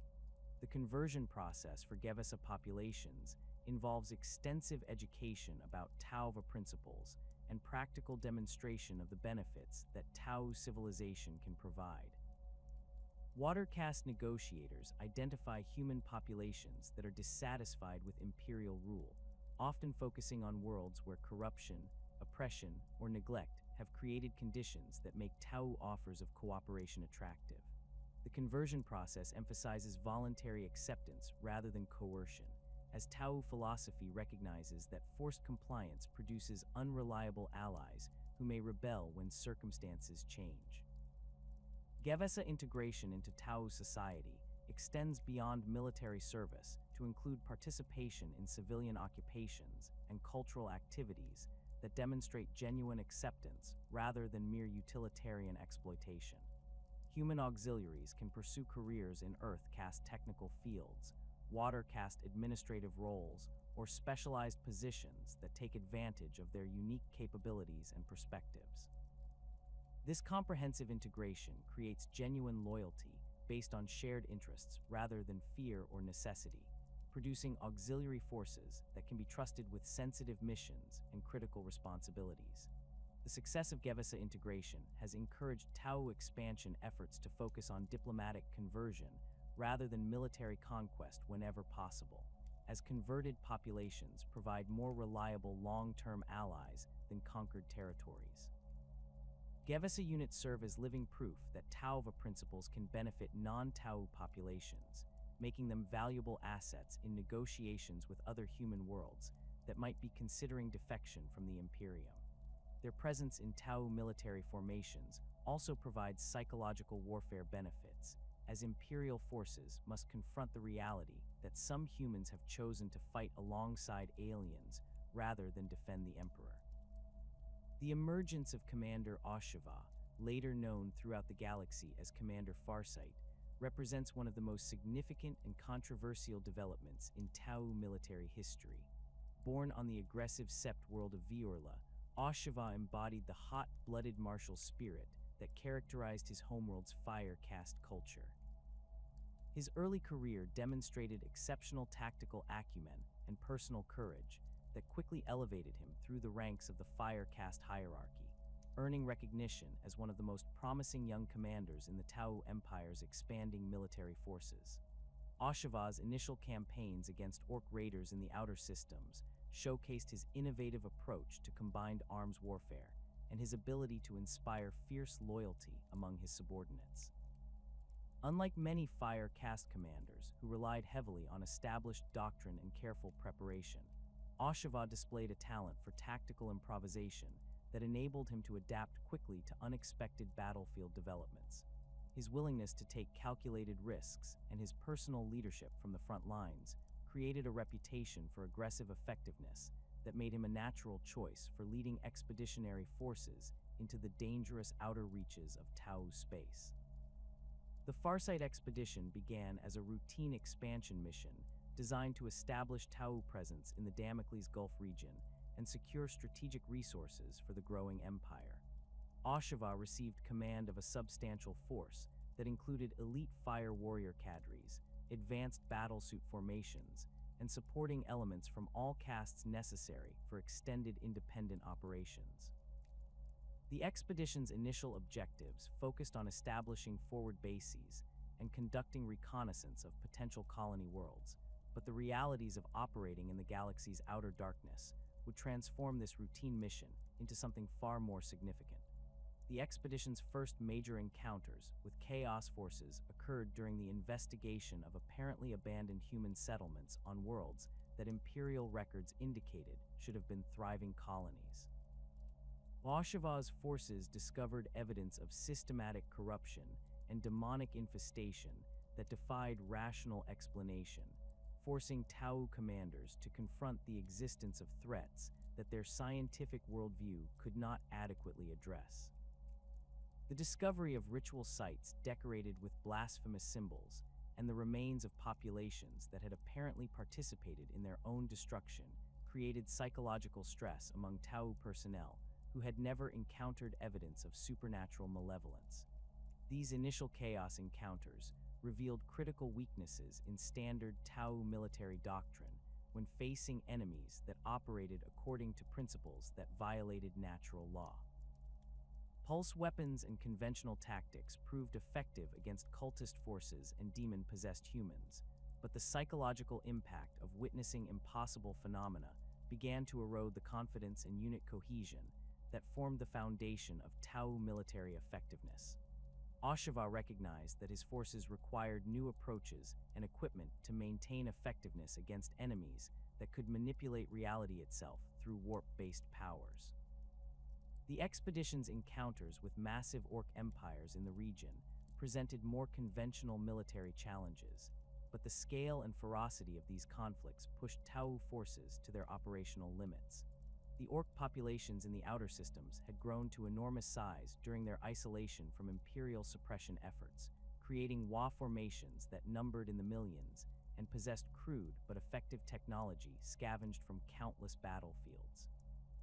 Oshawa's forces found themselves fighting desperate defensive actions against enemies that could absorb casualties that would have broken any civilized military force, while continuing to press their attacks with undiminished enthusiasm.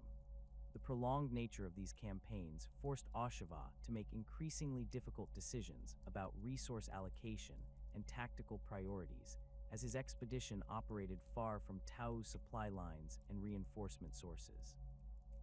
Standard Tau doctrine emphasized careful preparation and overwhelming firepower concentration, but the realities of fighting multiple enemies simultaneously across vast distances required more flexible approaches that prioritize speed and adaptability over methodical execution.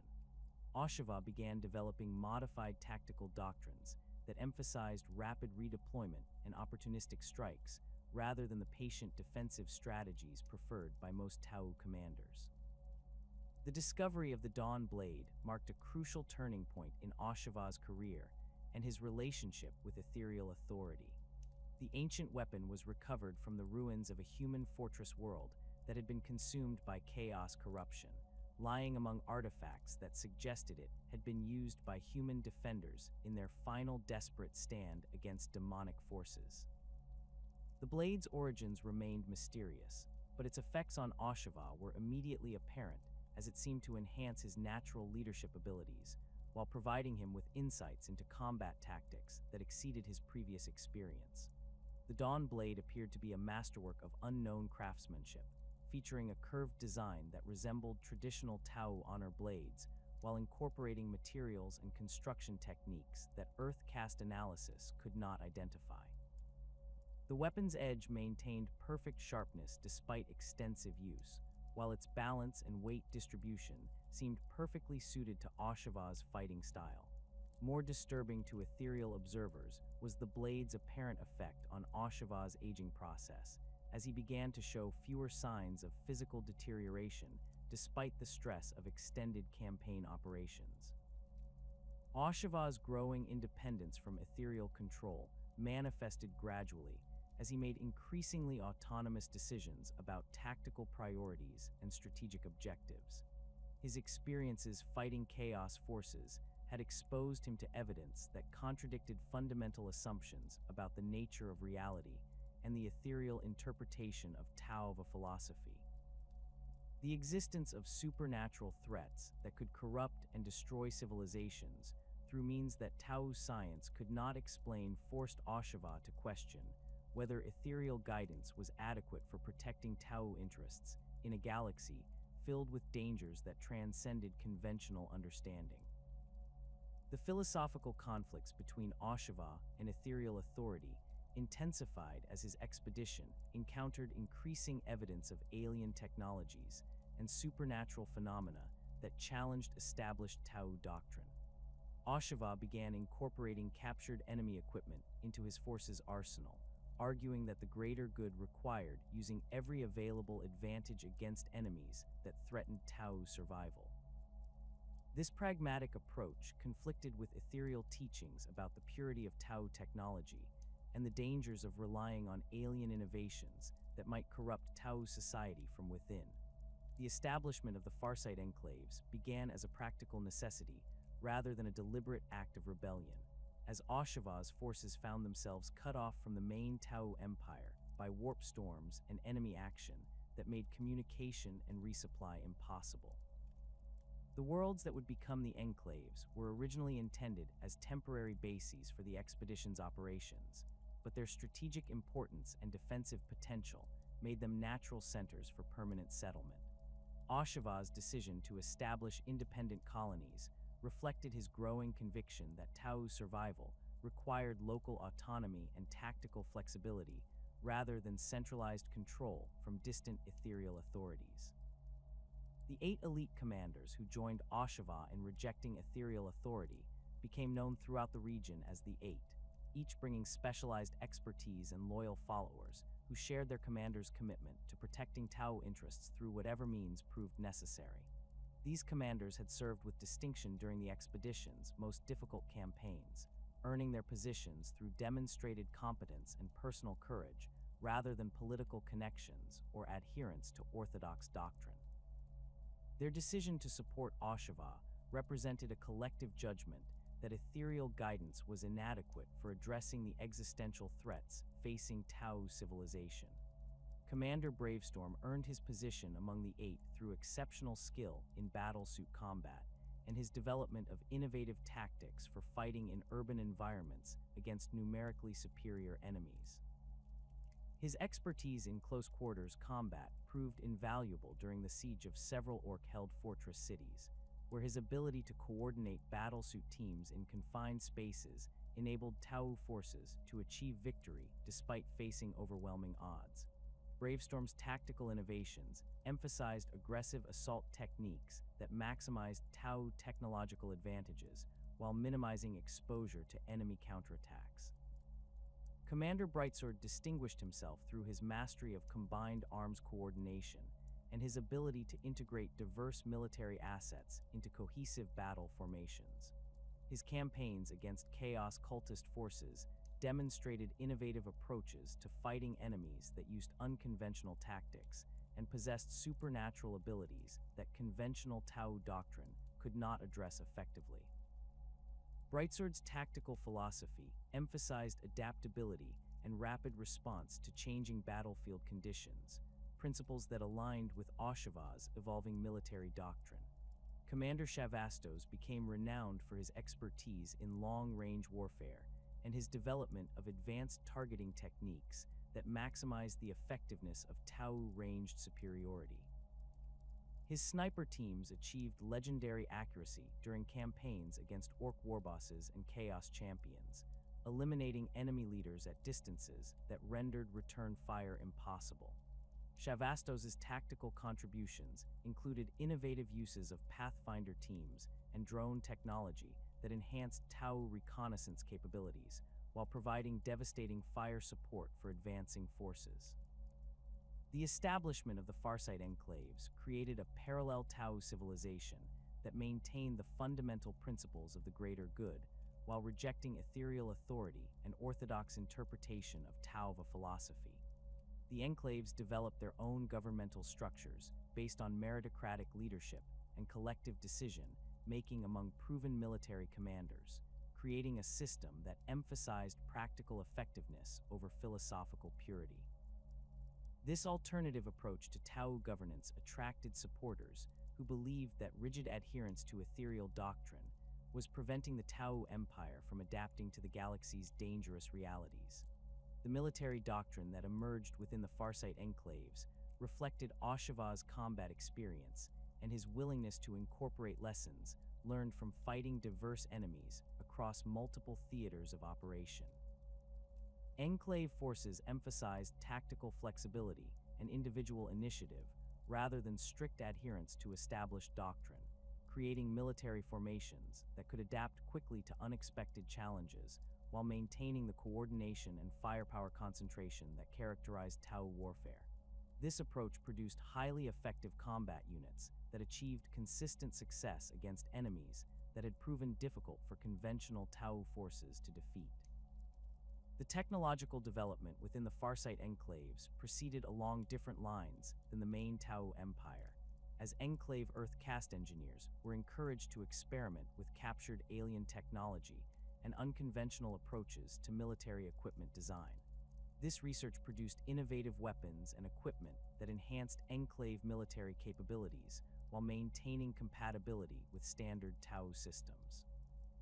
The willingness to incorporate alien technology and unconventional materials enabled Enclave forces to develop specialized equipment for fighting specific enemy types that conventional Tau doctrine could not address effectively. The ongoing tensions between the Farsight Enclaves and the main Tau Empire created complex diplomatic and military challenges that affected both civilizations' strategic planning and resource allocation. Ethereal authorities viewed the Enclaves as a dangerous precedent that threatened Tau unity and philosophical coherence, while Enclave leadership maintained that their independence was necessary for protecting Tau interests against threats that the Empire could not or would not address adequately. These philosophical differences created persistent friction that occasionally erupted into limited military conflicts, despite both sides' commitment to Tau's survival and prosperity. The technological exchange between the Enclaves and the Empire continued despite political tensions, as both civilizations recognized the mutual benefits of sharing scientific knowledge and military innovations. Enclave research into alien technology and unconventional warfare techniques provided valuable intelligence about enemy capabilities and potential countermeasures, while Empire technological advances in conventional areas continued to benefit enclave military operations. This informal cooperation enabled both Tau civilizations to maintain technological superiority over their enemies, while pursuing different approaches to expansion and governance. The Farsight Enclave's military successes against Chaos forces and Orc empires provided practical validation for Oshava's tactical innovations and his rejection of orthodox doctrine, creating a compelling alternative model for Tau military organization and strategic thinking. Enclave forces achieved consistent victories against enemies that had proven difficult for conventional Tau forces to defeat, demonstrating the effectiveness of flexible doctrine and autonomous command authority. These successes attracted attention throughout the Tau Empire and influenced military thinking even among commanders who remained loyal to Ethereal authority. The ideological differences between the enclaves and the Empire extended beyond military doctrine to encompass fundamental questions about Tau identity, governance, and long-term survival in a hostile galaxy. Enclave philosophy emphasized individual responsibility and practical effectiveness over collective harmony and philosophical purity, creating a more aggressive and opportunistic approach to expansion and diplomacy. This alternative interpretation of Tauva principles attracted supporters who believed that orthodox doctrine was too restrictive and idealistic for addressing the galaxy's harsh realities. The legacy of Commander Farsight and the establishment of the enclaves continues to influence Tau military and political development, as both civilizations grapple with the implications of divided authority and competing interpretations of the greater good. The existence of a successful alternative to ethereal rule demonstrates that Tau civilization can survive and prosper under different governmental systems, while the Enclave's military achievements provide evidence that tactical innovation and doctrinal flexibility can enhance Tau effectiveness against diverse enemies. These developments have created ongoing debates within Tau society about the proper balance between unity and autonomy, tradition and innovation, and collective responsibility and individual initiative.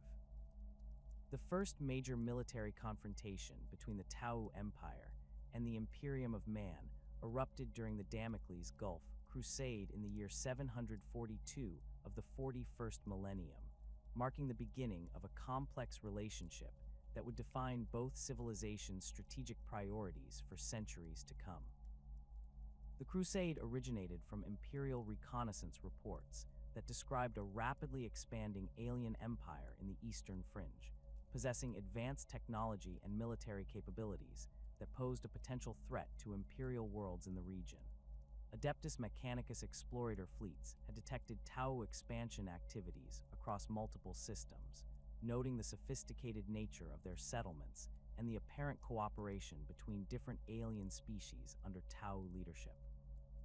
The Imperium's response to Tau expansion reflected centuries of established doctrine regarding alien threats, emphasizing overwhelming military force and complete eradication of xenos populations that might challenge human supremacy.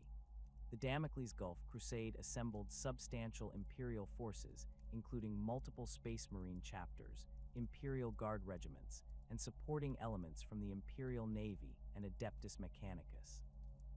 The Crusade's objectives focused on eliminating Tau military capabilities and establishing Imperial control over strategically important worlds that the aliens had claimed for their empire. The initial phases of the Damocles Gulf Crusade demonstrated the fundamental differences between Imperial and Tau approaches to warfare, as Imperial forces launched direct assaults against Tau positions, while the aliens employed sophisticated defensive strategies that maximized their technological advantages.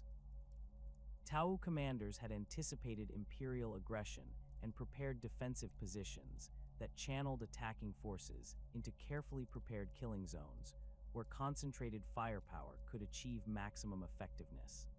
The aliens' use of advanced sensor networks and coordinated fire support created defensive systems that proved far more effective than Imperial intelligence estimates had predicted. The Battle of Daleth Prime became the defining engagement of the Damocles Gulf Crusade, as Imperial forces attempted to capture the heavily fortified Tau Sept world through conventional assault tactics.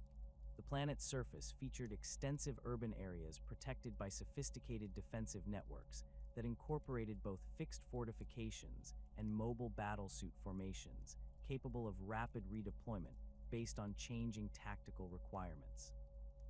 Tau defenders had months to prepare their positions, creating interlocking fields of fire that covered all possible approach routes while maintaining communication links that enabled coordinated responses to Imperial attacks. Imperial assault forces discovered that Tau defensive doctrine emphasized precision targeting and ammunition conservation rather than the massed firepower displays typical of human military operations. Tau pulse weapons proved devastatingly effective against Imperial armor and infantry, delivering concentrated energy bursts that could penetrate even Space Marine power armor at extended ranges. The aliens' targeting systems enabled accurate fire even under adverse conditions, while their advanced communication networks allowed defensive units to coordinate their actions with precision that Imperial forces found difficult to counter. The urban warfare that characterized much of the Daleth Prime campaign revealed significant weaknesses in Imperial tactical doctrine when facing enemies that possessed technological superiority and superior coordination capabilities. Imperial Guard regiments trained for conventional battlefield operations struggled to adapt to Tau defensive strategies that emphasized mobility and concentrated firepower rather than static defensive lines. Space Marine assault tactics proved less effective against enemies that could detect and engage Imperial forces at ranges that negated the advantages of power armor and superior physical capabilities. Tau battlesuit formations demonstrated their tactical effectiveness during the Daleth Prime campaign, as crisis teams provided mobile firepower that could respond rapidly to Imperial breakthrough attempts while maintaining the flexibility to withdraw before Imperial forces could organize effective counterattacks. The battlesuit's advanced targeting systems and sophisticated weapons loadouts enabled them to engage multiple Imperial unit types simultaneously, while their jump jet capabilities allowed rapid redeployment that kept Imperial forces constantly off balance. These mobile formations proved particularly effective at eliminating Imperial heavy weapons teams and command elements that attempted to coordinate large-scale assaults.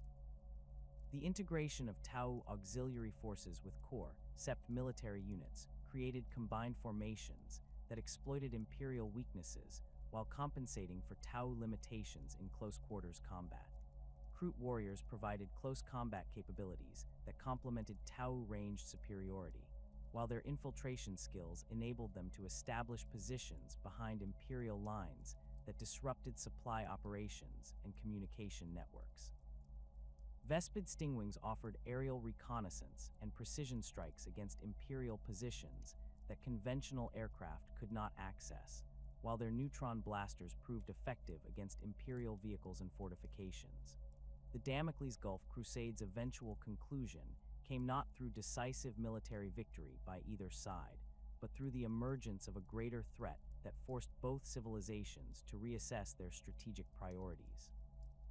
The appearance of Hive Fleet Behemoth in the galaxy's Eastern Fringe created an existential threat that dwarfed the territorial disputes between the Imperium and Tau Empire, as the Tyranid swarm posed a danger to all organic life in the region. Imperial commanders recognized that continuing the crusade would leave both civilizations vulnerable to Tyranid consumption, while Tau leadership understood that cooperation with human forces might be necessary for survival against the alien devourers.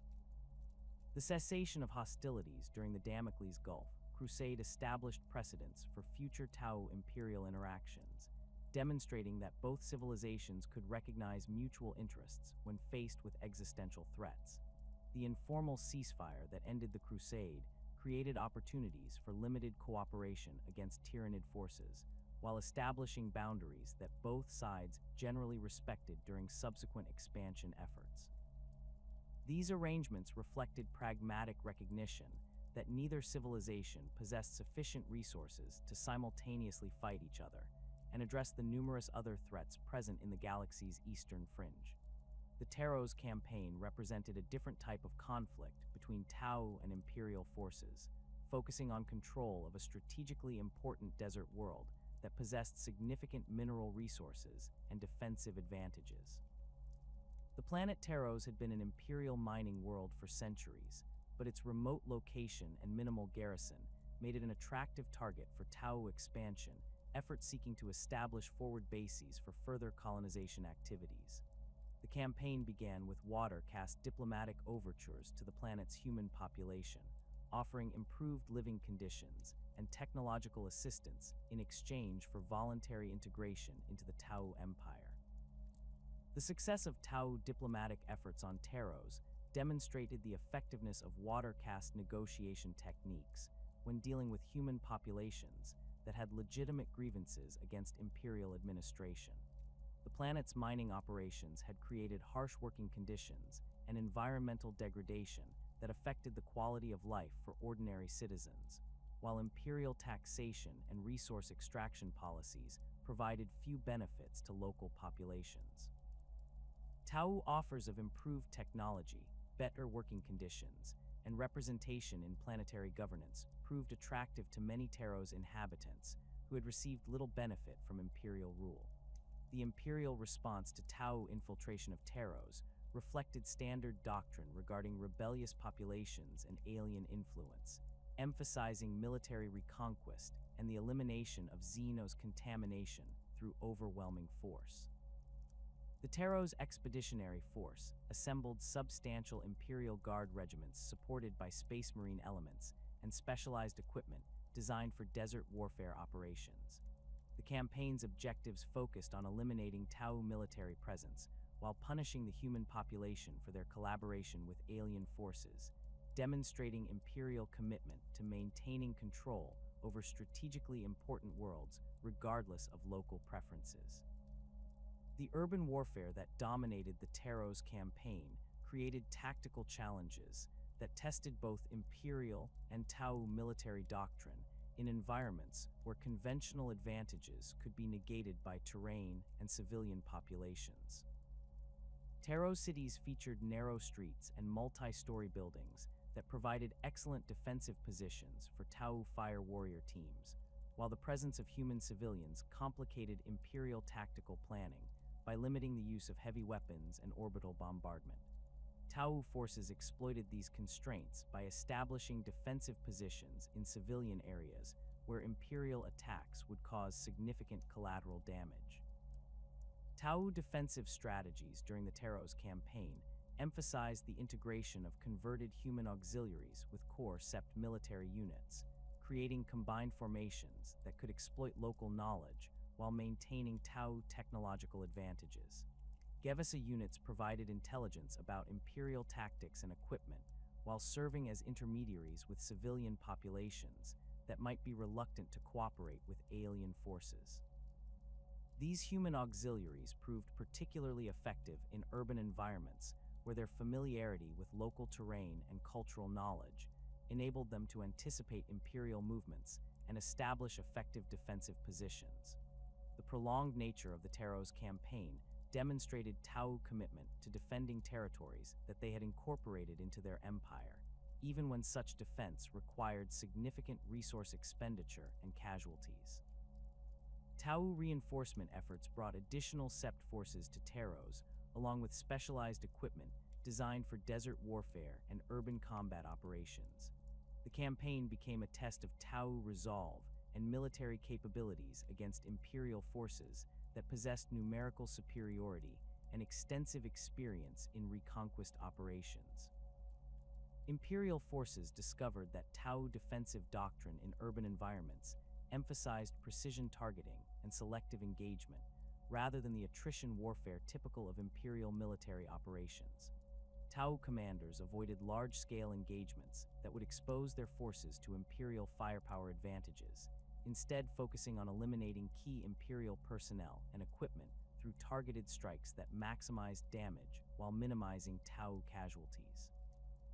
This approach proved frustrating for Imperial commanders who preferred decisive battles that could achieve clear tactical objectives through conventional military means. The Taro's campaign's eventual outcome reflected the strategic limitations that both civilizations faced when conducting extended military operations far from their core territories. Imperial forces achieved tactical victories in several major engagements, but found themselves unable to eliminate Tau resistance completely, while Tau defenders successfully prevented Imperial reconquest but could not drive Imperial forces from the planet entirely. The campaign's conclusion came through mutual exhaustion rather than decisive victory, as both sides recognized that continued fighting would drain resources needed for other strategic priorities. The Second War for Armageddon created opportunities for Tau expansion activities as Imperial forces concentrated their attention on defending the strategically crucial Hive world against Orc invasion. The massive Wagaz that threatened Armageddon required substantial Imperial military resources, including Space Marine chapters and Imperial Guard regiments that would otherwise have been available for frontier defense operations. Tau intelligence networks detected this Imperial redeployment and identified several lightly defended worlds that could be targeted for expansion efforts, while Imperial attention remained focused on the Armageddon conflict. Tau expansion operations during the Second War for Armageddon demonstrated the Empire's ability to exploit Imperial strategic weaknesses through careful timing and selective targeting. Water caste analysis identified human worlds that possessed strategic value but minimal defensive capabilities, while Earth caste survey teams evaluated their potential for supporting Tau colonization efforts. The expansion campaigns focused on worlds that could provide forward bases for future operations, while avoiding direct confrontation with major Imperial military formations that might trigger larger conflicts. The peripheral conflicts that erupted during Tau expansion efforts created limited engagements between Tau and Imperial forces that tested both civilizations' tactical doctrines without escalating into major campaigns. These conflicts typically involved Tau expeditionary forces attempting to establish footholds on contested worlds, while Imperial garrison forces tried to prevent alien infiltration and maintain control over strategically important territories. The engagements demonstrated Tau tactical superiority in small unit actions, while revealing Imperial advantages in sustained operations that could draw upon extensive logistical support networks. Tau opportunistic expansion during the Second War for Armageddon established several forward bases that would prove crucial for future military operations, while demonstrating the Empire's ability to adapt its strategic planning based on changing galactic conditions. The worlds captured during this period provided staging areas for subsequent expansion efforts, while creating strategic depth that enhanced Tau defensive capabilities. These territorial gains reflected successful integration of military operations with diplomatic initiatives that convinced local populations to accept Tau rule rather than resist alien occupation. The Mugulath Bay campaign represented a more recent conflict between Tau and Imperial forces, focusing on control of a strategically important star system that provided access to multiple expansion routes for both civilizations. The system's location made it a natural choke point for military operations in the region, while its worlds possessed resources that could support substantial military installations and industrial development. Both the Imperium and Tau Empire recognized the system's strategic importance and committed significant resources to establishing control over its key worlds. The initial phases of the Mugulath Bay campaign demonstrated evolved Tau military doctrine that incorporated lessons learned from previous conflicts with Imperial forces. Tau commanders employed more aggressive tactics than had been typical in earlier campaigns, launching preemptive strikes against Imperial positions while maintaining the coordination and technological advantages that characterized Tau warfare.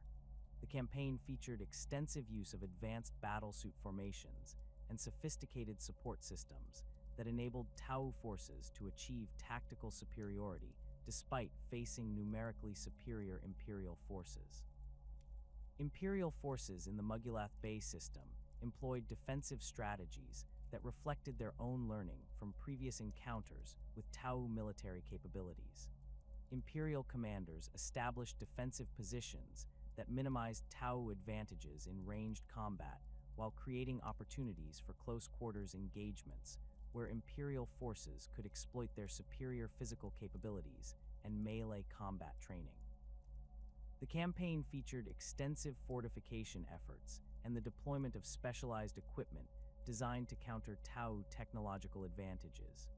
The ongoing nature of the Mugulath Bay campaign reflects the strategic importance that both civilizations place on controlling key systems that provide access to expansion routes and resource-rich worlds.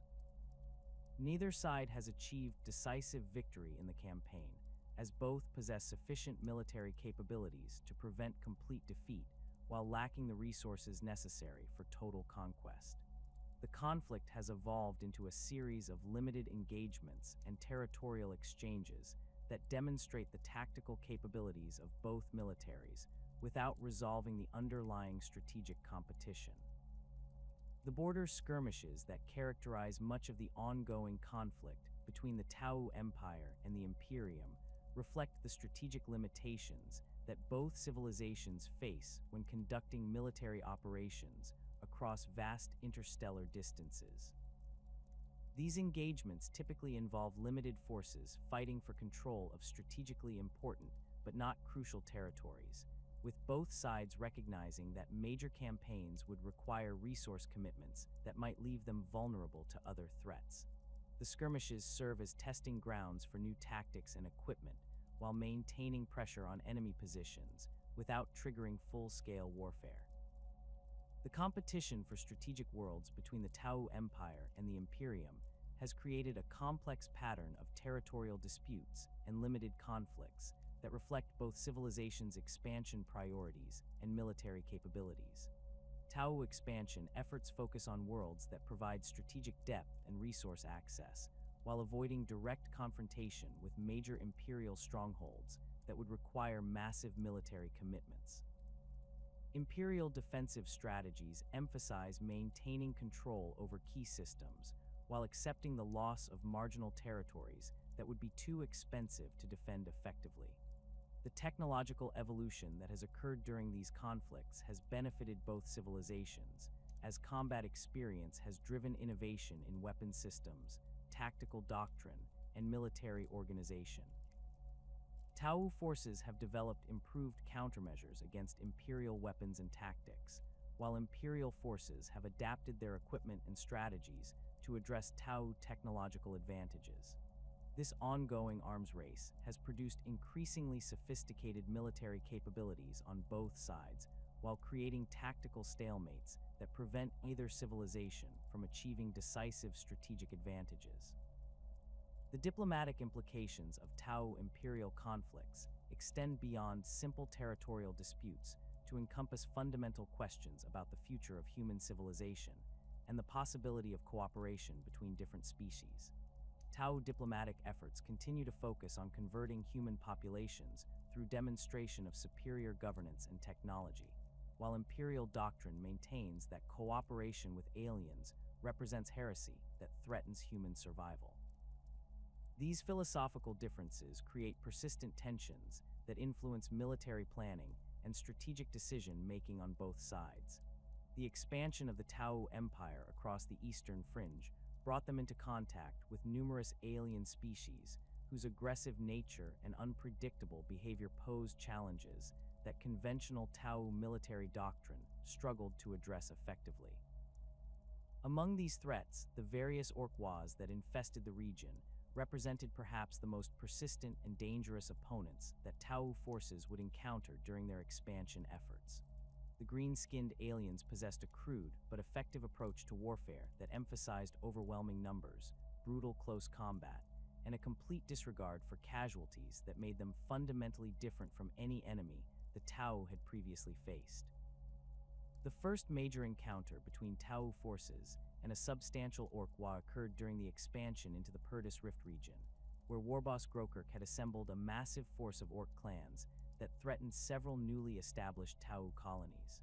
The orcs had been raiding human settlements throughout the region for decades, accumulating vast quantities of scrap metal and captured equipment that they had fashioned into crude but functional war machines.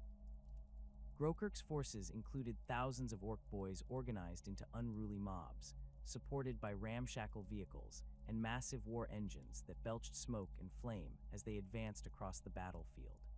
Tau reconnaissance forces initially underestimated the threat posed by orc formations, as their crude equipment and apparent lack of tactical coordination suggested that they would be easily defeated by superior Tau firepower and coordination.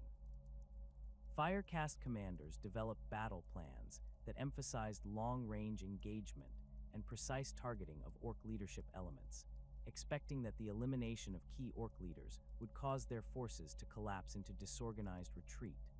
These assumptions proved catastrophically incorrect when Tau forces encountered the reality of orc warfare and the aliens' ability to maintain combat effectiveness despite suffering casualties that would have broken any civilized military force. The Battle of Blackfire Pass demonstrated the fundamental challenges that orc warfare posed to Tau tactical doctrine, as fire warrior teams found themselves overwhelmed by massive orc formations that absorbed devastating pulse rifle fire without slowing their advance. The orcs' crude but effective armor provided sufficient protection to allow them to close to melee range, where their superior physical strength and brutal weapons gave them decisive advantages over Tau infantry. The aliens' complete disregard for casualties meant that even accurate Tau targeting could not eliminate enough orcs to prevent them from reaching Tau defensive positions. Tau battlesuit formations proved more effective against orc assault tactics, as their mobility and heavy weapons allowed them to engage orc formations at ranges where return fire was ineffective, while maintaining the ability to withdraw before being overwhelmed by superior numbers. Crisis suit teams equipped with plasma rifles and fusion blasters could eliminate orc vehicles and heavy weapons with devastating effectiveness, while their jump jet capabilities enabled rapid redeployment that kept orc forces constantly pursuing rather than establishing their own tactical positions. However, even battlesuit formations found themselves challenged by the sheer scale of orc attacks and the aliens' ability to replace losses faster than Tau forces could inflict casualties. The War of Daka erupted when warboss Scarjaw assembled one of the largest orc wars ever recorded in the Eastern Fringe, drawing clans from across multiple systems to participate in what the orcs considered the ultimate test of their combat prowess. Scarjaw had gained prominence through a series of successful raids against Imperial worlds, accumulating vast quantities of weapons and equipment that he distributed among his followers to create the most heavily armed orc force in the region. The Wa included hundreds of thousands of orc warriors supported by massive fleets of crude but functional spacecraft and ground vehicles that could transport the entire force across interstellar distances. Tau intelligence networks detected the assembly of Scarjaw's Wa through increased orc raiding activity and the movement of large formations toward a central gathering point in the Korava system. Water caste analysts recognized that this concentration of orc forces represented an existential threat to several Tau septs, as the aliens possessed sufficient numbers to overwhelm even heavily fortified defensive positions through sheer attrition. Fire caste commanders began developing contingency plans for defending against the Wa, while Earth caste engineers worked frantically to develop new weapons and defensive systems that could address the unique challenges posed by orc warfare. The initial phases of the War of Daka saw orc forces launch simultaneous attacks against multiple Tau positions, stretching sept defense forces across vast distances while preventing effective concentration of Tau military assets. Scarjaw's tactical approach emphasized keeping Tau forces off balance through constant pressure and multiple simultaneous threats, preventing the careful preparation and coordination that characterized Tau military effectiveness. Orc assault forces struck at mining installations, supply depots, and communication centers with devastating effect, disrupting Tau logistics while gathering additional resources for their own war effort. Tau defensive strategies evolved rapidly during the War of Daka as fire caste commanders adapted their tactics to address the unique challenges posed by orc warfare. Traditional Tau doctrine emphasizing ranged superiority and careful positioning proved inadequate against enemies that could absorb tremendous casualties while maintaining offensive momentum through sheer numerical superiority. Tau commanders began developing new tactical approaches that emphasized mobility, concentrated firepower, and the systematic elimination of orc leadership elements that provided whatever coordination existed within orc formations. The development of specialized anti-orc equipment became a priority for Earth caste engineers, who worked to create weapons and defensive systems specifically designed to counter orc tactical advantages. Improved pulse weapons with higher rates of fire could engage multiple orc targets simultaneously, while enhanced targeting systems enabled Tau forces to identify and eliminate key orc leaders more effectively. Defensive installations incorporated overlapping fields of fire and automated systems that could maintain effective resistance even when overwhelmed by superior numbers, buying time for reinforcements to arrive and counterattack. The Battle of Korava Prime marked the climax of the War of Daka, as Skarjaw's forces launched a massive assault against the heavily fortified Tau Sept world that served as the regional command center for defensive operations.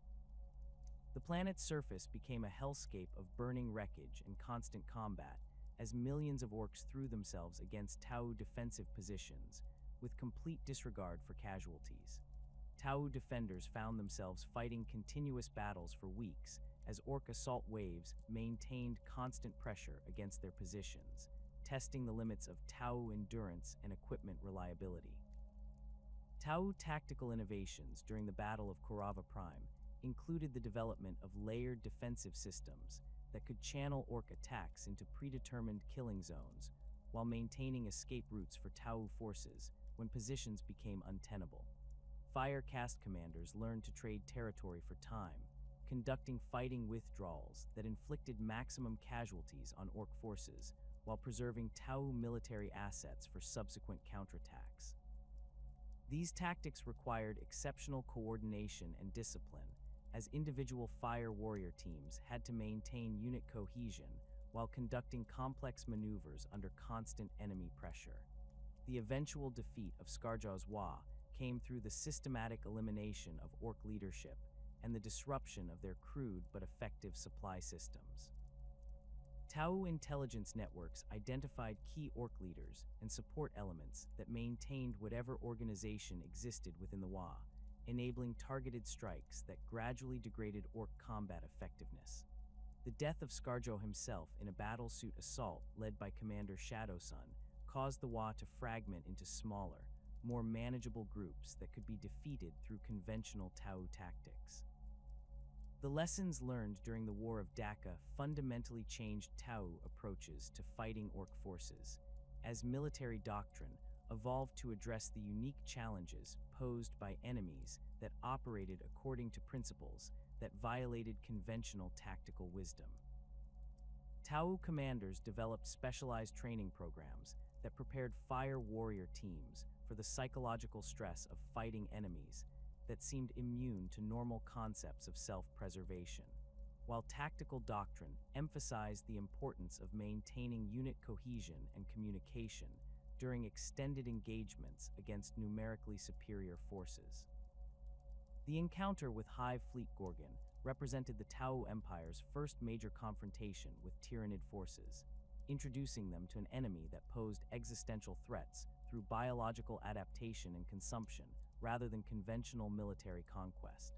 The Hive Fleet's approach to the Eastern Fringe was detected by Tau's sensor networks as a massive concentration of organic spacecraft that moved with purpose and coordination that suggested intelligence despite their alien nature.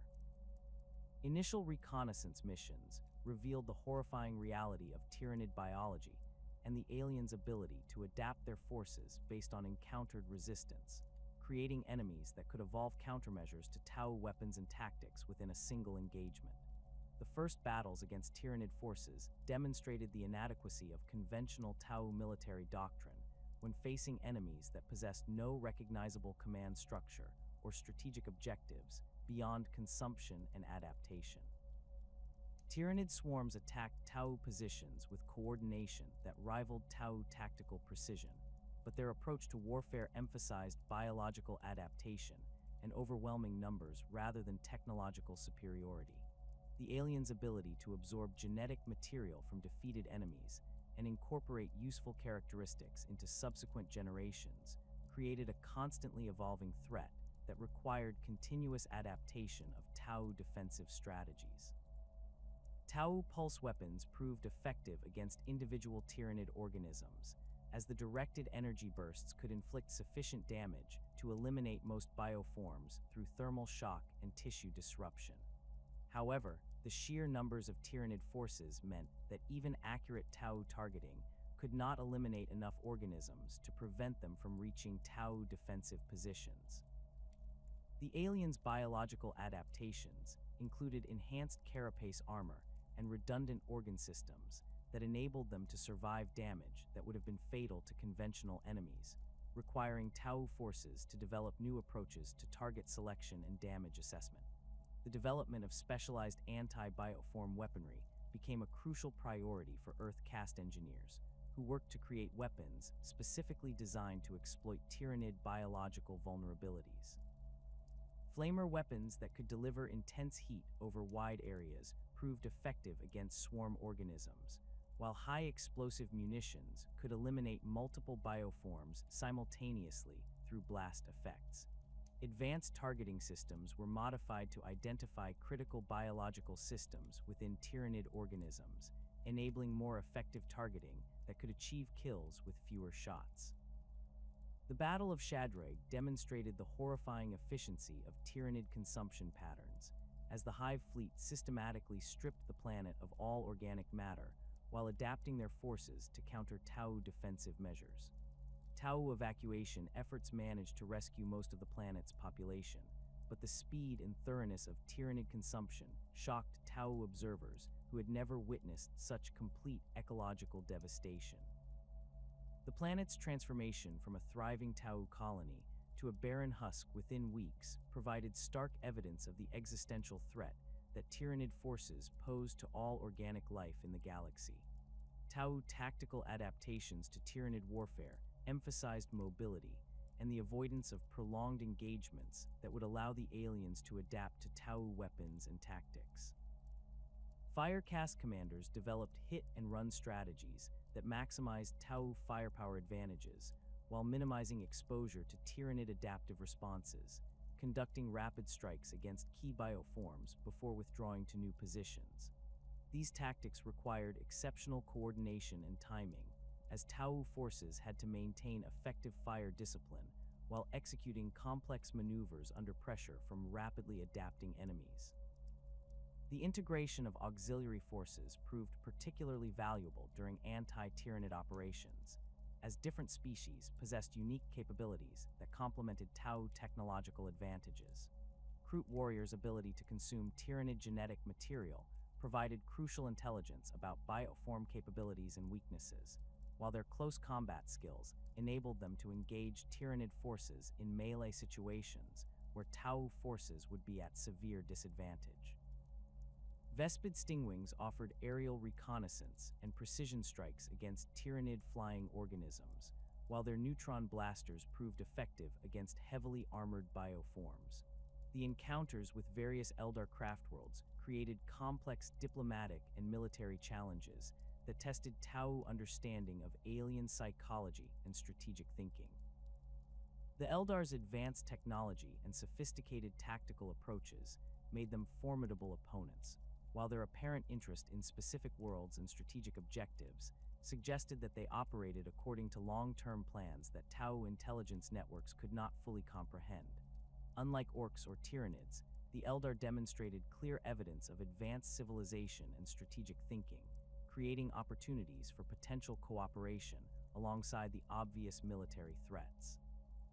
The conflict over the maiden world of Myrmidon began when Tau expansion forces identified the planet as an ideal candidate for colonization, possessing favorable environmental conditions and abundant natural resources that could support substantial Tau population growth.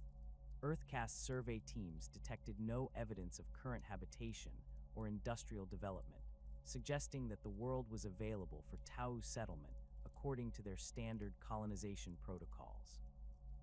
However, the arrival of Tau colonization fleets triggered an immediate response from Craftworld Alatok, whose forces appeared in the system with advanced warning systems that suggested they had been monitoring Tau expansion activities. The initial encounters between Tau and Eldar forces revealed the sophisticated nature of Eldar military technology and their mastery of tactics that emphasized speed, precision, and psychological warfare. Eldar aspect warriors demonstrated combat capabilities that rivaled Tau battlesuit formations, while their advanced vehicles and weapons systems incorporated technologies that Tau scientists could not immediately understand or counter. The aliens' use of psychic powers and advanced materials created tactical challenges that required Tau forces to develop new approaches to target acquisition and damage assessment. Eldar diplomatic overtures proved as sophisticated as their military capabilities, as Farseer representatives attempted to explain their connection to Maiden Worlds through concepts that did not translate easily into Tau understanding. The Eldar claimed ancient rights to worlds that they had ceded with life millions of years ago, arguing that Tau colonization would disrupt ecological balances and spiritual connections that were essential for Eldar survival. These explanations conflicted with Tau expansion doctrine and their understanding of territorial rights, creating philosophical disputes that could not be resolved through conventional diplomatic means. The tactical challenges posed by Eldar warfare forced Tau commanders to develop new approaches to combined arms coordination and battlefield intelligence gathering. Eldar forces employed hit-and-run tactics that exploited their superior mobility and advanced technology, striking at Tau positions with devastating effectiveness before withdrawing to new locations that were difficult to predict or counter.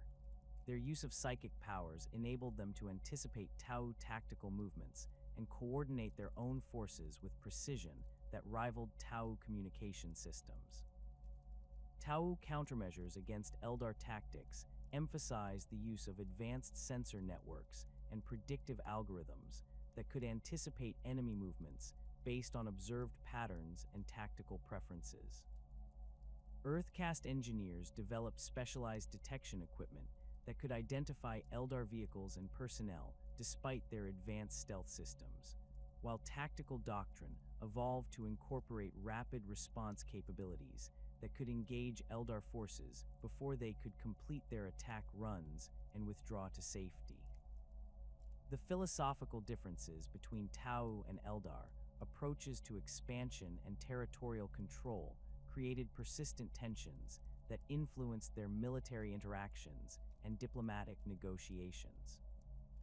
Tau expansion doctrine emphasized practical utilization of available resources and the integration of suitable worlds into their growing empire, while Eldar territorial claims appeared to be based on ancient connections and spiritual considerations that Tau materialist philosophy could not fully comprehend. These fundamental differences in worldview made compromise difficult and contributed to the ongoing nature of their territorial disputes. The threat of chaos incursions represented perhaps the most disturbing challenge that Tau forces encountered during their expansion efforts, as these enemies operated according to principles that violated natural law and challenged fundamental Tau assumptions about the nature of reality. The Tau's minimal connection to the warp provided some protection against direct chaos corruption, but it also limited their understanding of the supernatural forces that drove chaos expansion and the methods necessary to combat demonic manifestations effectively. Tau encounters with chaos forces revealed the existence of threats that could not be addressed through conventional military means or technological solutions. The discovery of chaos corrupted human populations on worlds that Imperial records indicated should have been thriving colonies provided Tau forces with their first evidence of supernatural corruption and the reality of demonic influence. These encounters revealed the horrifying transformation that chaos worship could inflict on human populations, creating enemies that possessed superhuman capabilities and complete disregard for conventional concepts of survival or self-preservation. The presence of demonic entities that could manifest in real space challenged Tao's scientific understanding and forced them to develop new approaches to threat assessment and tactical response. Tao weapons proved effective against most chaos cultists and corrupted humans, as pulse technology could inflict sufficient physical damage to eliminate these enemies despite their enhanced capabilities.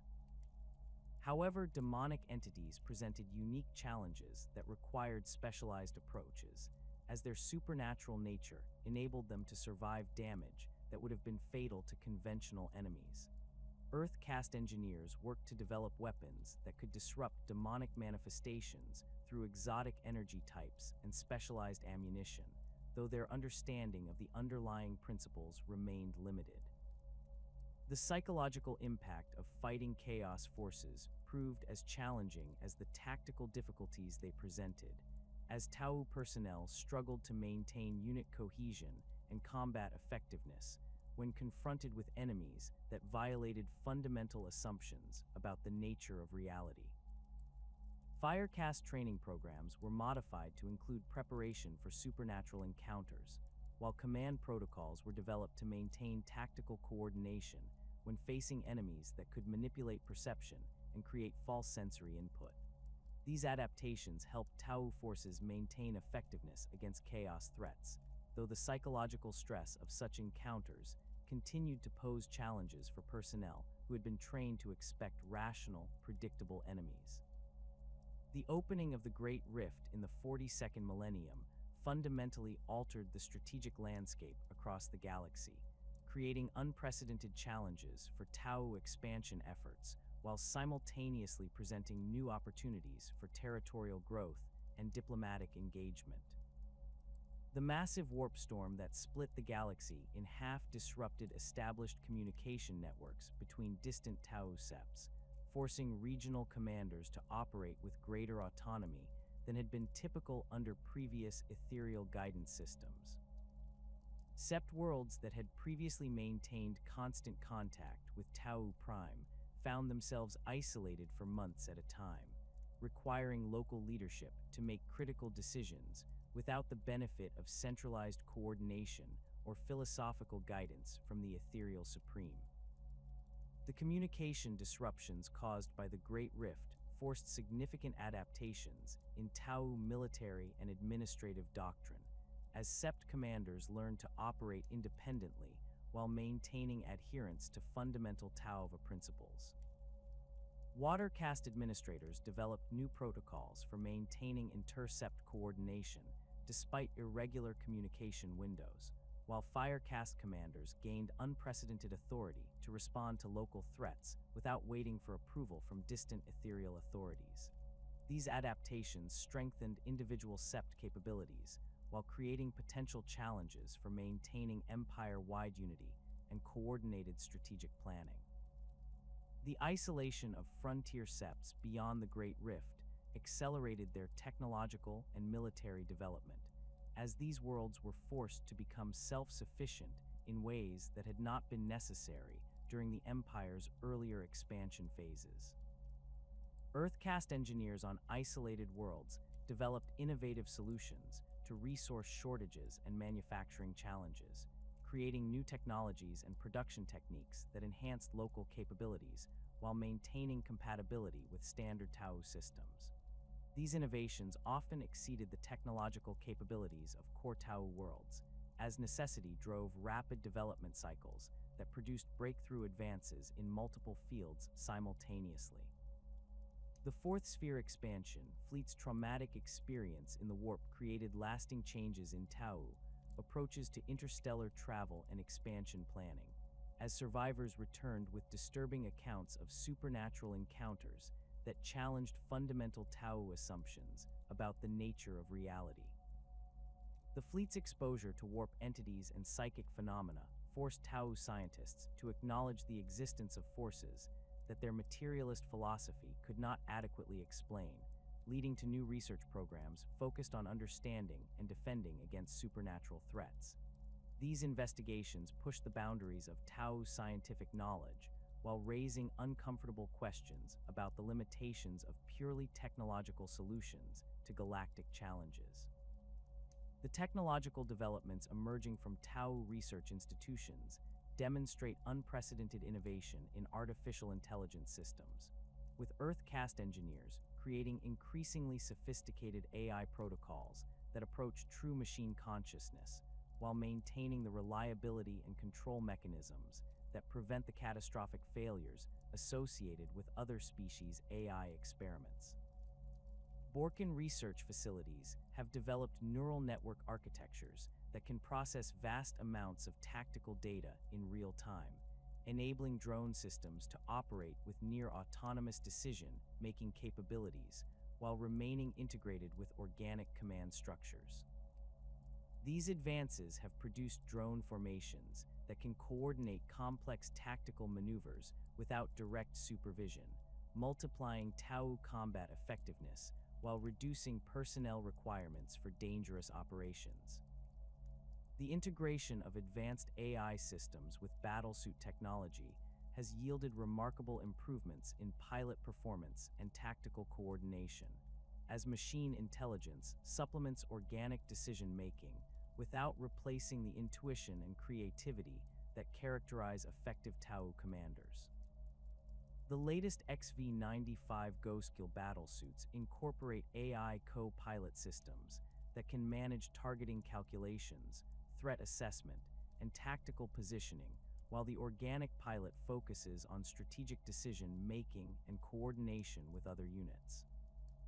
These hybrid systems enable individual pilots to control multiple weapon systems simultaneously while maintaining situational awareness across complex battlefields, creating force multiplication effects that enhance Tau military capabilities against numerically superior enemies.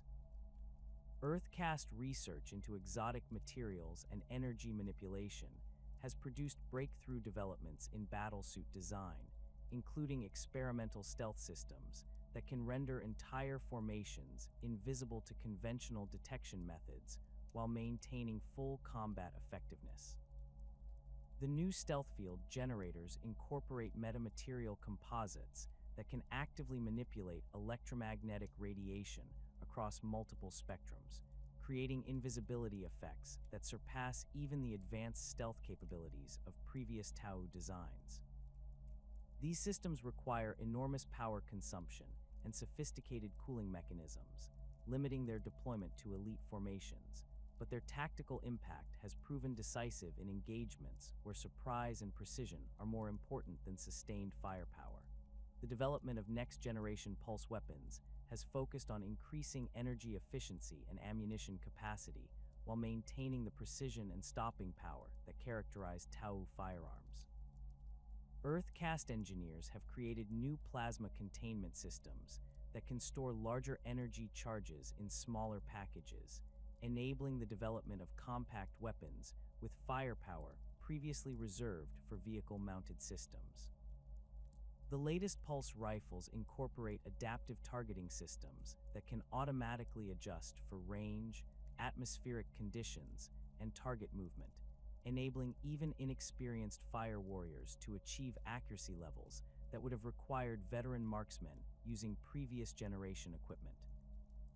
Breakthrough weapon development programs have produced experimental systems that harness exotic energy types and unconventional physical principles to create devastating anti-armor and anti-personnel capabilities.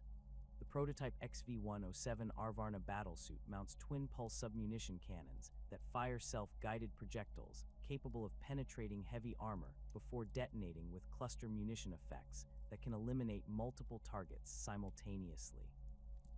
These weapons represent a significant departure from traditional Tau pulse technology, incorporating elements of Imperial and alien weapon design principles, while maintaining the reliability and precision that define Tau military equipment. The growing influence of auxiliary species within Tau society has created unprecedented opportunities for cultural exchange and technological innovation, as different species contribute unique perspectives and capabilities that enhance overall empire effectiveness.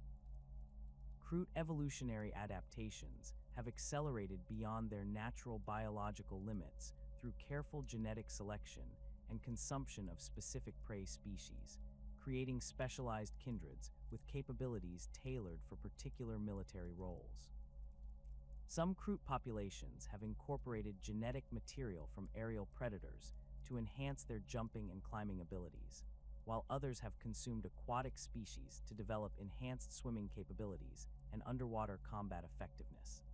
The integration of auxiliary species into Tau command structures has progressed beyond simple military cooperation to include participation in strategic planning and administrative functions that were previously reserved for Tau personnel. Experienced Kroot shapers now serve as advisors to fire caste commanders, providing insights into enemy behavior and tactical recommendations based on their unique understanding of predator-prey relationships. Vespid strain leaders participate in air caste planning sessions, contributing their three-dimensional tactical perspective to the development of aerial combat doctrine and reconnaissance strategies.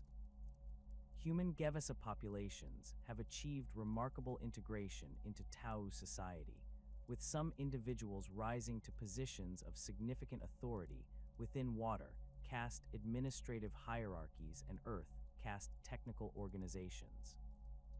The human ability to understand both Imperial and Tau cultural perspectives has proven invaluable for diplomatic operations and intelligence gathering, while their adaptability and creativity have contributed to technological innovations that combine human ingenuity with Tau's scientific methodology. Several Gevasa commanders now lead mixed formations that include both human and Tau personnel, demonstrating the practical benefits of multi-species cooperation in military operations. The philosophical evolution of the greater good has accelerated as Tau society encounters increasingly diverse challenges and incorporates perspectives from multiple species with different cultural backgrounds and evolutionary histories.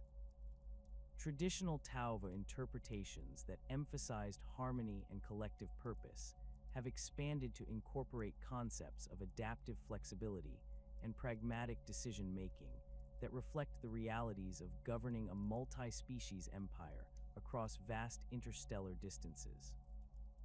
These philosophical developments have created new interpretations of greater good principles that emphasize results over methods, allowing for tactical and strategic approaches that would have been considered unorthodox under previous ethereal teachings. The incorporation of auxiliary species perspectives into Tauva philosophy has introduced concepts of evolutionary adaptation and survival-based decision, making that complement traditional Tau emphasis on technological advancement and social harmony. Crude understanding of natural selection and predator-prey relationships has influenced Tau military doctrine, while human experiences with imperial governance have provided insights into the challenges of maintaining unity across diverse populations with competing interests. These multicultural influences have created a more flexible and adaptive interpretation of the greater good that can address the complex realities of galactic politics and interspecies cooperation. The growing diversity within Tau society has created subtle but significant challenges to traditional ethereal authority, as auxiliary species and isolated sept populations develop their own interpretations of Tauva principles based on local conditions and cultural influences. Some frontier septs have adopted more aggressive expansion policies that prioritize military conquest over diplomatic conversion, while others have embraced isolationist approaches that focus on technological development rather than territorial growth. These variations in Tauva interpretation reflect the practical challenges of maintaining philosophical unity across an expanding empire with increasingly diverse populations and strategic requirements. The emergence of alternative leadership models within some Tau communities has created precedents for governance systems that operate independently of direct ethereal control while maintaining commitment to greater good principles. The success of the Farsight enclaves in defending their territory and maintaining Tau cultural identity without ethereal guidance has demonstrated that Tau civilization can survive and prosper under different political arrangements. These examples have influenced political thinking throughout the empire, creating discussions about the optimal balance between centralized authority and local autonomy in an expanding interstellar civilization. The technological capabilities that continue to emerge from Tau research institutions suggest that the Empire's military and industrial advantages over most galactic civilizations will continue to grow, providing the foundation for sustained expansion and territorial consolidation. Advanced manufacturing techniques enable the production of sophisticated equipment at scales that can support large-scale military operations across multiple theaters simultaneously, while improved communication systems maintain coordination between widely separated forces despite the disruptions caused by warp storms and enemy interference. These technological advantages provide Tau forces with decisive superiority in most conventional military engagements, while enabling the rapid development of new colonies and industrial centers. The integration of captured alien technologies with Tau's scientific methodology has accelerated innovation in fields that had previously been limited by Tau understanding of fundamental physical principles. Research into Imperial plasma technology has yielded improvements in Tau fusion reactor efficiency, while studies of Eldar materials science have produced new composite materials with enhanced strength and flexibility characteristics. The careful incorporation of alien technological concepts while maintaining Tau design principles has created hybrid systems that combine the best aspects of different technological approaches without compromising reliability or tactical effectiveness. The expansion of Tau influence through diplomatic conversion rather than military conquest continues to prove more effective than conventional imperial expansion methods, as water caste negotiators successfully convince entire human populations to join the Tau Empire voluntarily. These diplomatic successes provide the Empire with additional industrial capacity and military personnel, while avoiding the resource expenditure and casualties associated with military campaigns. The growing number of human auxiliary populations also provides Tau forces with valuable intelligence about Imperial military capabilities and strategic planning, enhancing their effectiveness in conflicts with Imperial forces.